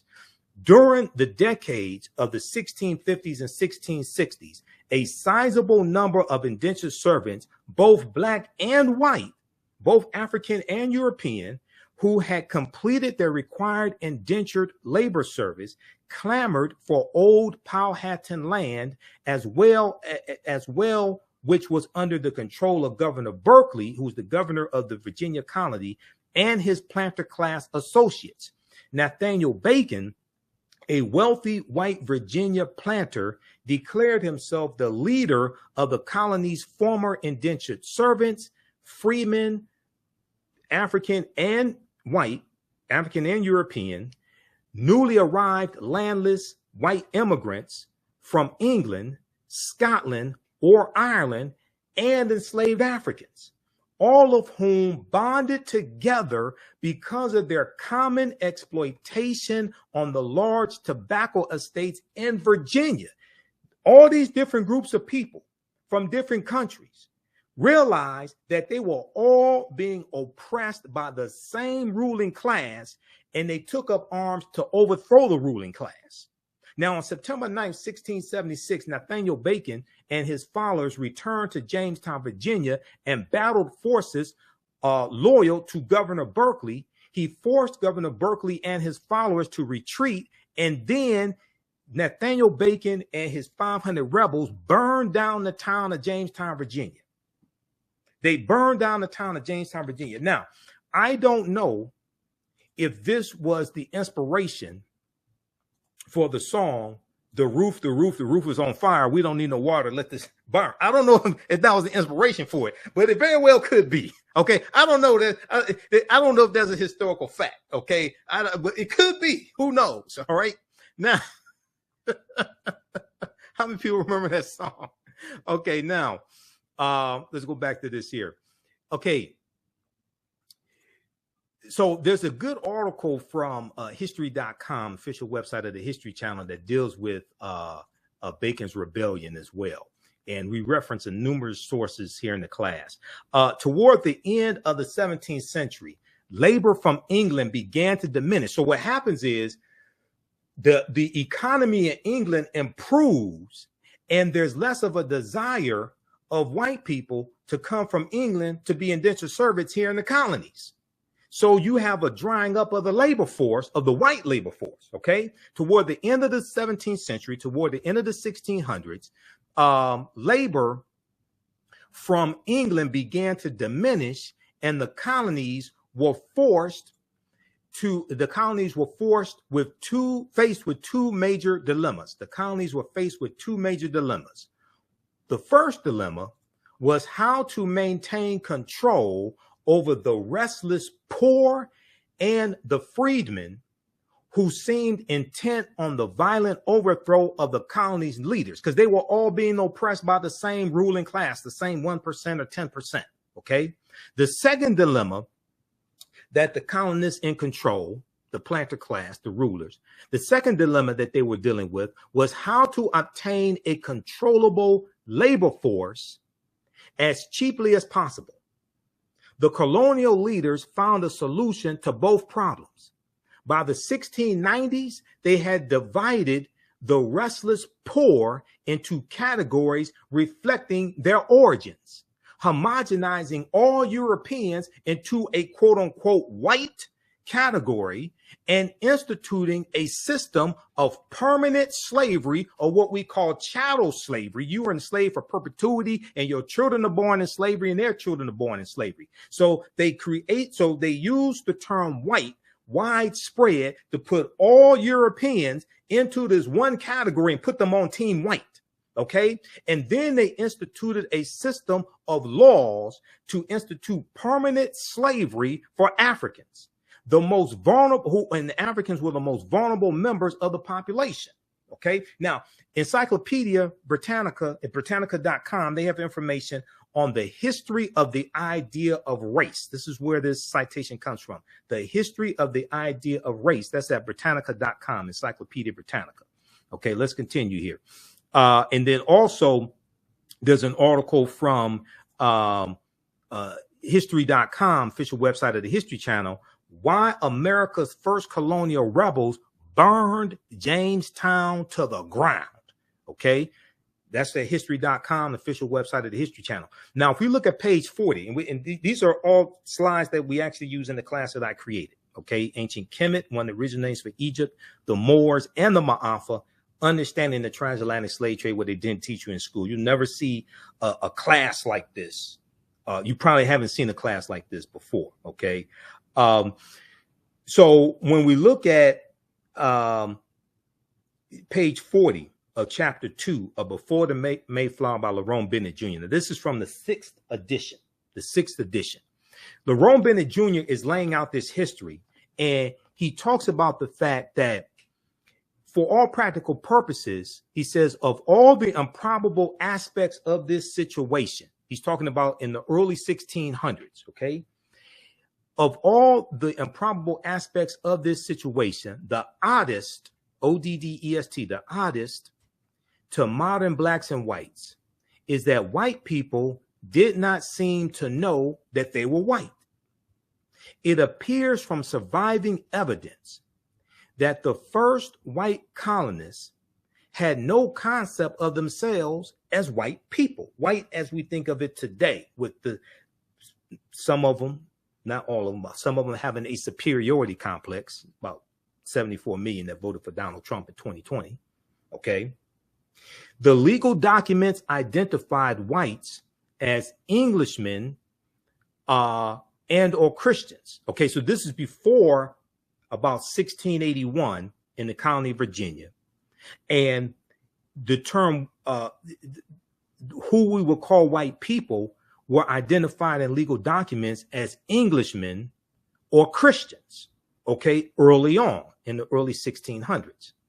The word white, with its burden of arrogance and biological pride, developed late in the century, late in the 17th century, late in the 1600s, as a direct result of slavery and the organized debasement of blacks. But that's going to be after Bacon's Rebellion of 1675 to 1676. The same point can be made from the other side of the line, talking about African people. For a long time in colonial America, there was no legal name to focus white anxiety. The first blacks or Africans were called blackamoors, Moors, Negers, N-E-G-E-R-S, and Negars, N-E-G-A-R-S.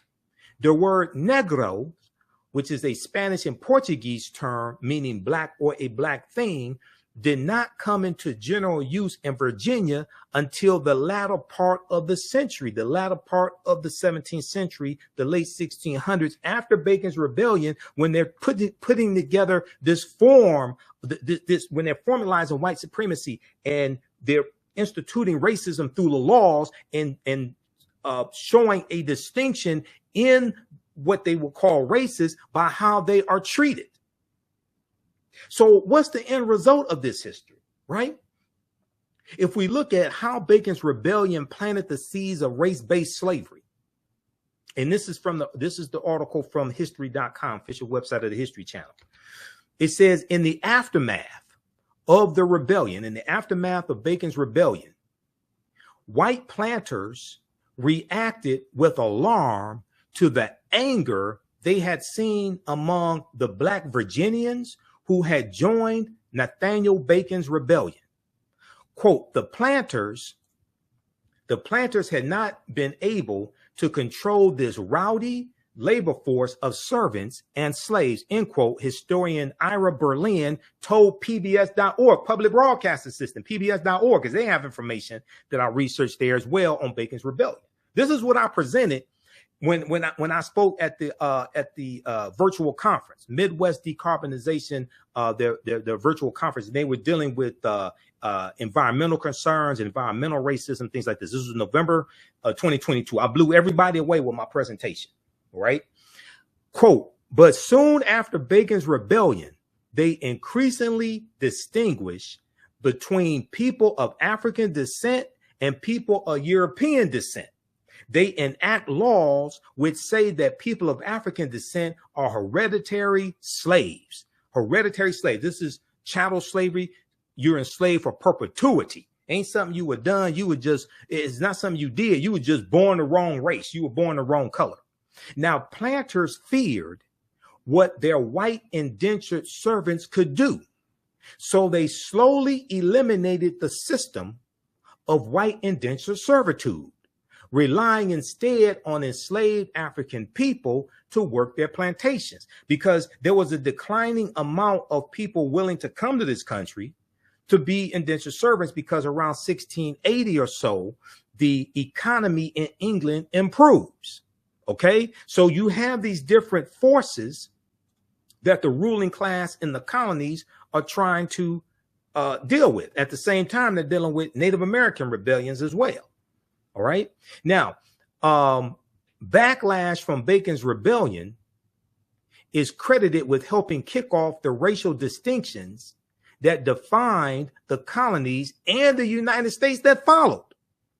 Now, most Americans don't know anything about Bacon's Rebellion. They think it's about bacon that you eat or something, grits and bacon, bacon and eggs or something. No, this helps shape racism in America and racist policies in America that we're still feeling the effect of to this day.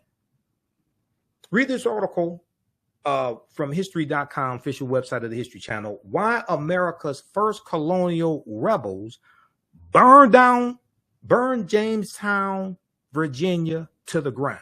How many people knew this? And this is what these anti-Black, anti-African-American history laws are doing in these various states, Florida, Georgia, Oklahoma, where you had the Tulsa Race Massacre, June 1st, 1921. They're designed to suppress this type of history, because if you don't understand the history of how you got into a predicament or how a problem started, you're not going to be able to solve it. A people's history and culture teaches them how to deal with the problems of the past, in the present, and the future to meet the needs of the community. Okay, so if you like this type of information, we have a number of people watching on Facebook and YouTube. Give us a thumbs up, give us a heart, give us a like. You can register for this online course right now. You can start watching right now. We have archive content. We do the sessions live. All the sessions are archived and recorded. You can go back and watch it anytime. You don't have to join us in the classes live. I don't take attendance. And also, you can see me. I can't see you. So you don't have to get dressed for class and things like that. Okay. We have a live text chat, so you can ask questions in class. You can email me afterwards if you want to ask questions also. Saturdays, 2 p.m. to 4 p.m., I teach ancient Kemet, one of the original names for Egypt, the Moors, and the Ma'afa. The Ma'afa is a Kiswahili term, which means the great disaster, our Holocaust, or the transatlantic slave trade. Ancient Kemet, the Moors, and the Ma'afa, understanding the transatlantic slave trade, what they didn't teach you in school. You can register for this class right now. You can use this with your children. I would say the content is PG-13. And then on Sundays, I teach Black resistance movements from the Haitian Revolution, U.S. Civil War, Civil Rights Movement, and Black Power Movement, 1800 to 1968. And I was teaching this class. I first started teaching this class in 2021. Okay, I created this class as well. The second one, because I had so much information in the first class that I knew that this period from 1800 leading up to the Civil War, what causes the Civil War to take place, the Louisiana Purchase of 1803, Missouri Compromise of 1820, Mexico winning its independence from Spain, 1821, Vicente Guerrero becoming president of Mexico, second president of Mexico. He was of African descent, 1829, Texas winning its independence from Mexico, 1836, Mexican-American War, 1846, 1848, Treaty of Guadalupe Hidalgo in 1848, which ends the Mexican-American War. And as a result of the Treaty of Guadalupe Hidalgo, the U.S. gets the territory from Mexico that makes up California, Arizona, New Mexico, Colorado, Utah, and Nevada. You have the Compromise of 1850, which deals with organizing the land that the U.S. gets from Mexico. And California comes into the Union in 1850 as a free state, but they do try to ban all free African Americans under their first governor, Peter Burnett, by the way. They tried to ban all free African Americans. It didn't work. But the fifth bill in the Compromise of 1850 was the Fugitive Slave Act of 1850. Okay, which went farther than the Fugitive Slave Act of 1793. And we know the U.S. Constitution sanctioned slavery. In Article 4, Section 2 of the U.S. Constitution laid the foundation for the Fugitive Slave Act. So this is why it's important to read the U.S. Constitution. So I hear all these people talking about we want reparations, we want reparations. And if you're seeking a legal remedy to a historical problem, that would imply to me that you need to understand both law and history. Unfortunately, most of our people, especially a lot of people saying we want reparations, don't understand either one. And the foundation of law in this country is the U.S. Constitution. You need to read the U.S. Constitution. Also study the treaties as well, like the Black Freedmen Indian Treaties of 1866. And I talked about the Black Freedmen Indian Treaties in when I spoke at the conference. Okay, and what I found very interesting is that the Native American, so there's about 7 of us on the panel. It was a virtual panel. It's about, I think, 3 Native Americans, 1 person who was African American and Native American. And I could be classified as that too, because I had Cherokee on my mother's side, Cherokee and Blackfoot, because my mother's family's from Tennessee. But then you had about 3 or 4 African Americans, right? Native Americans were talking about getting treaties enforced. African Americans were talking about getting a study done. They were talking about HR 40. And my thing is like, why the hell are we trying to focus on the study? Now, this was before California came out with their final study, which is 1,000 pages. Everybody needs to go read the executive summary and read it. And they put forth at least 110 policy recommendations to repair the damage of, even though California does not have a deep history of slavery, like say Texas, because 1850 California, between 1850 and 1860, California has maybe about 1,500 people who are in a semi-slavery status, where 1865, when Major General Gordon Granger goes into Galveston, Texas in June of 1865, Texas has 250,000 enslaved Africans. So California doesn't have a deep history of slavery like Mississippi, Georgia, Alabama, Texas, anything like that. Okay. But they do have a rampant history of racism, discrimination, housing discrimination, redlining, voter suppression, things of this nature. Okay. But I talked about the Black Freedmen Indian Treaties of 1866. And the reason why I discussed this is because we have a history, our ancestors, of getting benefits from these treaties.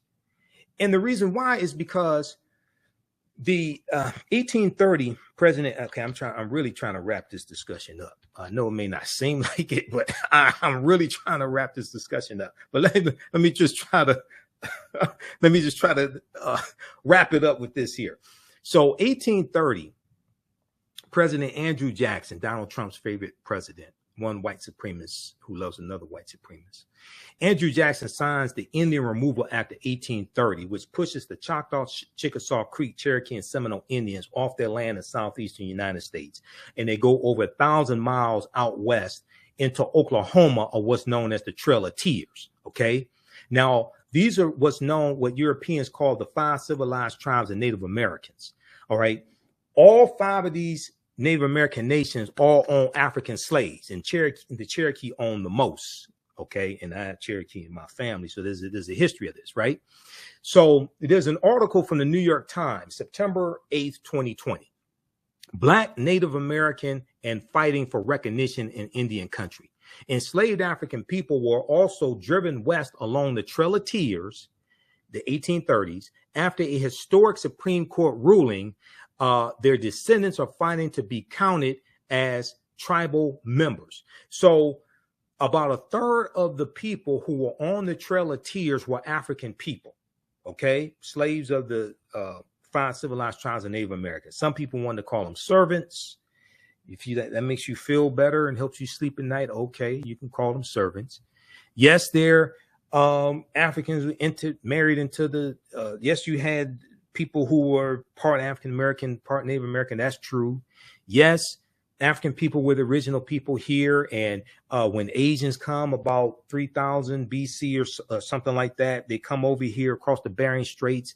The Africans and Asians intermix, and their offspring are called Native Americans. That's true as well. Dr. David Imhotep deals with this in his book, The First Americans Were Africans, Documented Evidence, which I have here somewhere in the office. Because we reference this book in the class. All that's true. Okay. Different things happen at different times. Okay. So just because African people were already here, or some of us were already here, does not mean the transatlantic slave trade did not take place. And just because the transatlantic slave trade took place does not mean that the African people were not already here. You have to understand a chronology of the last 50,000 years of history. Okay. But that's another conversation. Let me see. Where are we here? Okay, Ron Graham's ancestors. So in this article, they talk about this man of African descent named Ron Graham. Ron Graham's ancestors are known as Creek freedmen. They were among the thousands of African Americans who were once enslaved by tribal members in the South and who migrated to Oklahoma when the Native American tribes were forced off their homelands and marched west in the 1830s. This ties into the origins of what we call Black Wall Street in Tulsa, Oklahoma.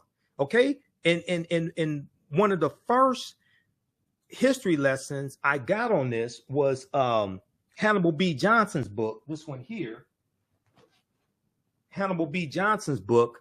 Black Wall Street from Riot to Renaissance in Tulsa's historic Greenwood district. This book right here, one of the best books that you read dealing with the real history of Black Wall Street. This is one of the first historical books to really deal with this. And this, he had, this was like the second edition, I think. This came out in, I think it was 2001 or something like this.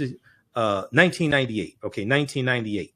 All right. This is one of the first books that dealt with the real history of Black Wall Street and the origins of Tulsa, Oklahoma. So Hannibal B. Johnson is one of the top scholars on this history with Facebook friends as well. We've talked through Facebook. I need to get him on the African History Network show. All right. Now, so the 1830s. Now, Tulsa, Oklahoma was founded by Creek Indians around 1834 who got pushed off their land in southeastern United States. Tulsa comes from the Creek Indian word Tallahassee. And the Creek Native Americans, they take their African slaves into Oklahoma. Now, in treaties signed after, so one of the things we talked about on the panel discussion was how can we lift up both movements, the Native American movement and this, what's it called? It's return the land, or is their movement to get back the Freedom Land movement, is the movement for Native Americans to get their land back from the U.S. government. How can we lift up both movements and create synergies? Now, in treaties signed after the Civil War, this is why it's important to understand the Civil War, okay? 1861, April 12, 1861, it starts in South Carolina with the attack on Fort Sumter, which was a military stronghold. It ends, well, General Robert E. Lee surrenders to Ulysses S. Grant April 9th, 1865 at Appomattox Courthouse in Virginia, but it does not come to an official end until August 1866, because even though General Robert E. Lee surrendered and his army was the largest Confederate army, it was not the only Confederate army. You had General Joseph E. Johnston of Tennessee. He had a Confederate army as well. You had Nathan Bedford Forrest, that Klansman, that clan. Nathan Bedford Forrest goes on to be the first Grand Wizard of the Ku Klux Klan in 1867. Okay, you get into the Fort Pillow massacre led by Nathan Bedford Forrest. All this, you got about 200 African American soldiers who were executed at the Fort Pillow massacre. So this is a deep history here. Okay. Now, in treaties signed after the Civil War, 1861, 1865, they won freedom and were promised tribal citizenship and an equal stake in the Native American tribes' lands and fortunes. They're talking about African Americans who we call black freedmen. Black freedmen, former slaves, or ex-slaves. Okay. After slavery ended, they didn't keep calling themselves slaves, which why it doesn't make sense for some African Americans today to call themselves descendants of slaves. Because after slavery ended, they stopped calling themselves slaves. And when their children were born, they didn't call their children descendants of slaves.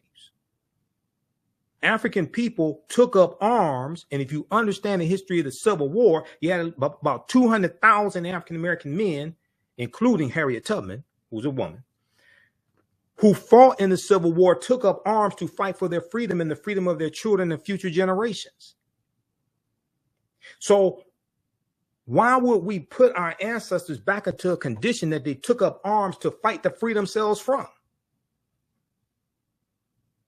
If you want to say you're descendant of former slaves, okay. Not sure why you would define yourself as that, because African people were here tens of thousands of years before slavery ended. But okay, if you want to call yourself a descendant of ex-slaves, descendant of black freedmen, okay. But why would we identify with a condition that our ancestors took up arms to fight to free themselves from? As a historian, that doesn't make any sense to me. But okay, that's what you want to do. Now, in treaties signed after the Civil War, they won freedom. They were promised tribal citizenship and an equal stake in the tribe's lands and fortunes. But what followed were broken promises, exclusions, and painful fights over whether tens of thousands of their descendants should now be recognized as tribal members, because our ancestors who were in these treaties got land from these treaties. This is how you get a Sarah Rector. Sarah Rector, who was parents were owned by Muskogee Creek. Okay, she becomes the richest Afro-American girl in the country because oil is discovered on her land in Oklahoma. And they get land from the Dawes Allotment Act of 1887 and the Black Freedmen Indian treaties. Now, these treaties, what happens is about 1941, the U.S. government conspires with the 5 civilized tribes of Native Americans to redefine what a Native American is. And they said that you had to have one quarter or one quantum Native American blood. So many of our ancestors get pushed out of these treaties and their land is taken away. But these treaties are still on the books right now. Now, Dr. Claude Anderson, one of my teachers who we've had on the African History Network show years before a lot of these other people found out about him. Okay. We had Dr. Claude Anderson on years ago. He was fighting for years to get these treaties enforced for Black people. But now attorney Demario Solomon Simmons out of Oklahoma, out of Tulsa, Oklahoma, who is descendant of Muskogee Creek African Americans, Black freedmen, he has taken up this fight. And he's an attorney. Sometimes we're on Roland Martin Unfiltered together, because some of you all see me on Roland Martin Unfiltered. I've been on Roland Show. It'll be 3 years, October 2023, that I've been a panelist every Friday on Roland Martin Unfiltered. And what I was saying on the panel is, while we focus on the study, we need to be focused on getting these treaties enforced. Because when you read the article from the New York Times, there's about 160,000 African Americans who would qualify for these treaties and qualify for these benefits and get land, free college tuition, free taxes, all different, whatever benefits the Native Americans are getting. Now, some of the descendants have won lawsuits seeking inclusion in the Cherokee Nation. Some gained nominal citizenship as Seminole Indians, but said they could not access tribal services. Others, like Ron Graham, have nothing. Read this full article from the New York Times. But now a landmark Supreme Court decision for tribal sovereignty has breathed new life into their fight. In July 2020, the Supreme Court recognized a huge portion of eastern Oklahoma as reservation land under the terms of an 1866 treaty. The same treaty also guaranteed that freed slaves and their descendants would, quote, have and enjoy all the rights and privileges of Native citizens, end quote. So my thing is, like, while we focus on trying to get a study done that has no benefits attached to it, the first thing we should do is focus on getting these treaties enforced, because these are laws on the books right now. But if you don't understand history of law, you don't know this exists, you go out here trying to get HR 40 done. And nobody has told me how they're going to get HR 40 passed in the Senate, because once it passes the House of Representatives with 218 votes, you need 60 votes in the Senate. So if you got 51 Democrats, that means you need 9 Republicans that are going to vote for HR 40. No Republicans support reparations, not even the black ones. Senator Tim Scott, who blocked the George Floyd Justice and Policing Act when the talks fell apart in September, I think it was September 2021. Okay. Senator Tim Scott has gone on record saying he doesn't support reparations. So he's not going to vote for it. If the black Republican doesn't vote for reparations, how many white Republicans you think going to vote for it? Byron Donalds out of Florida, that Negro, he doesn't support reparations. Burgess Owens out of Utah, he doesn't support reparations. John James out of Michigan, he doesn't support reparations. So if black Republicans don't support reparations, how many white Republicans you think going to do it?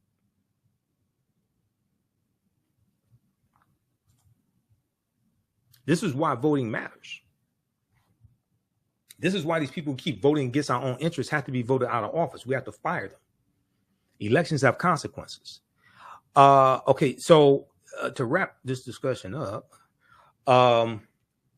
now, to groups of their descendants, the logic was simple. If the United States still had to honor treaty promises it made to tribal nations, then tribal nations had to keep their word to the descendants of those formerly enslaved by the tribes.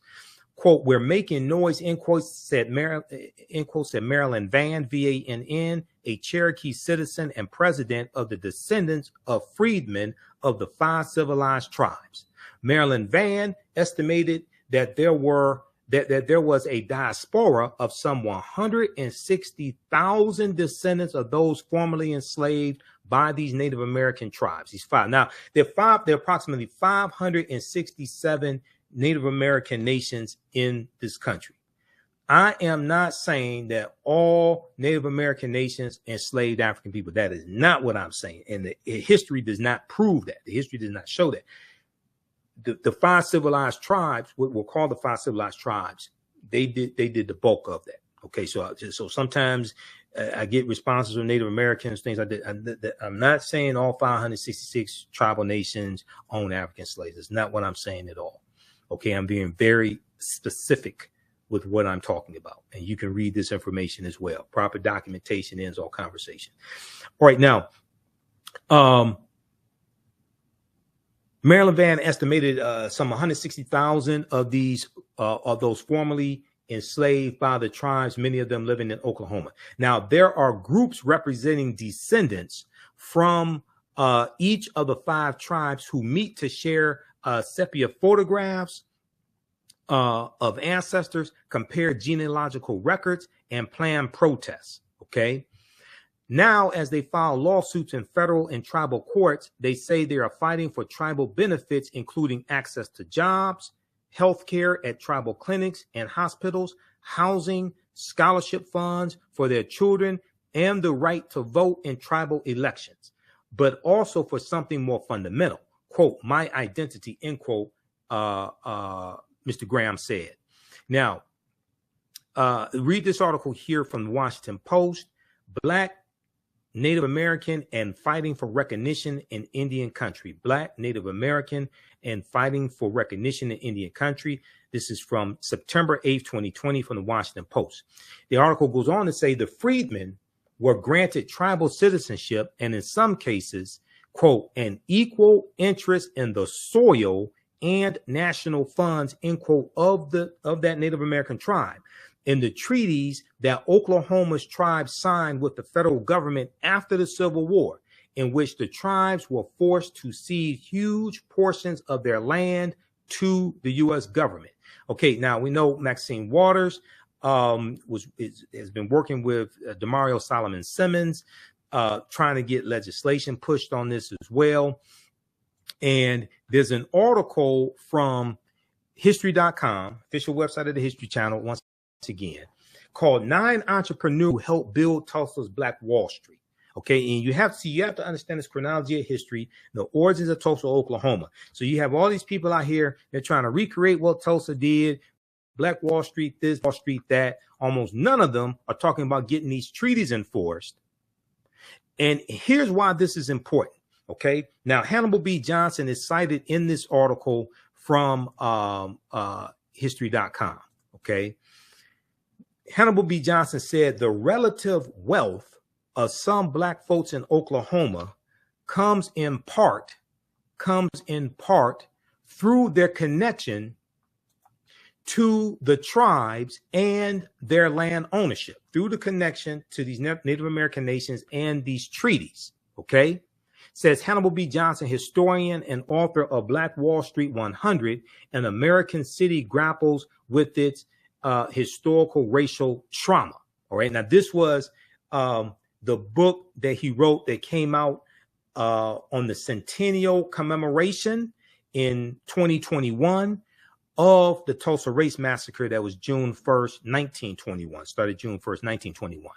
Hannibal B. Johnson went on to say, the Dawes Act of 1887 that I mentioned a few minutes ago, the Dawes Allotment Act of 1887, which redistributed 138 million acres of land.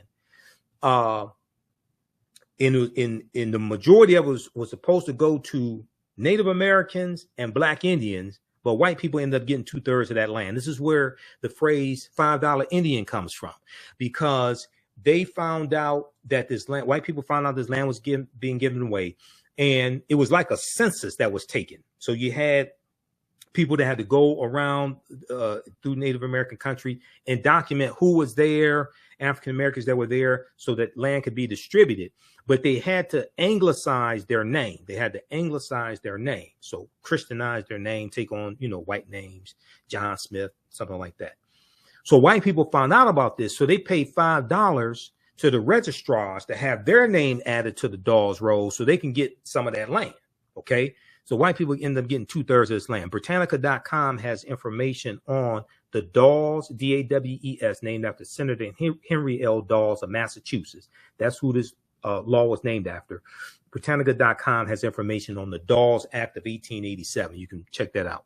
Now, the Dawes Act of 1887 authorized the government to divide tribal territories into allotments for individual Native Americans, which included Black members. As word spread that Indian Territory was a safe place for African Americans to settle between 1865 and 1920, more than 50 Black townships were founded in Oklahoma. All right. So a lot of the early African American landowners in Tulsa, Oklahoma, got land from the Black Freeman Indian treaties of 1866. And Tulsa, Oklahoma was founded by Creek Indians right around 1834 when they go into Oklahoma after being pushed off their land in Southeast United States, and they take their African slaves with them into Oklahoma. And Tulsa comes from the Creek Indian word Tallahassee. So when you study this history, then you see how we got to where we are today and how the laws and policies of the past are shaping the conditions of the day. So it was laws and policies that put us in this predicament. It's going to be laws and policies that get us out of this predicament. All right. So visit my website, TheAfricanHistoryNetwork.com, TheAfricanHistoryNetwork.com. How you all like this type of information? Give us a thumbs up, give us a heart, give us a like. Also, I have in digital download format and DVD format, 15 of my lectures in a bundle pack. African History Awakens the African Mind from Mental Death. This is a 15 lecture bundle pack. The digital download is $75. In DVD form, it's $100. Okay, it's right on the homepage of our website, TheAfricanHistoryNetwork.com. And also, we have our PayPal Cash App information here as well. This is our Cash App account, $TheAHNShow, SHOW. These other ones are fake African History Network Cash Apps. There's about 5 I've identified. I'm trying to get them shut down. You click right here, it takes you to this is our QR code for Cash App. And when you go to it, it'll say Michael. Make sure my picture there as well. Here's our PayPal information, $TheAHNShow through PayPal. So you can register for the online quiz, my DVD lectures, digital downloads. At our website, TheAfricanHistoryNetwork.com. Also, listen to the African History Network show Sundays, 9 p.m. to 11 p.m. Eastern Standard Time on our social media platforms. 9, 10 a.m. Superstation WFDF, the radio station I was on. They did a format change. So it's not talk radio anymore. It's fine with me. I have my own network, so it really don't make me any difference. And our shows are in audio podcast format as well. Okay. So hopefully you learned a lot from the discussion today with Dr. Chike Akua and our discussion afterwards. Support the African History Network. It takes a lot to produce these shows, do the research, pay the bills, keep the network going. We're going to get out of here. Remember, right now is corrects wrong behavior. It's not over till we win. Wakanda forever. And we'll talk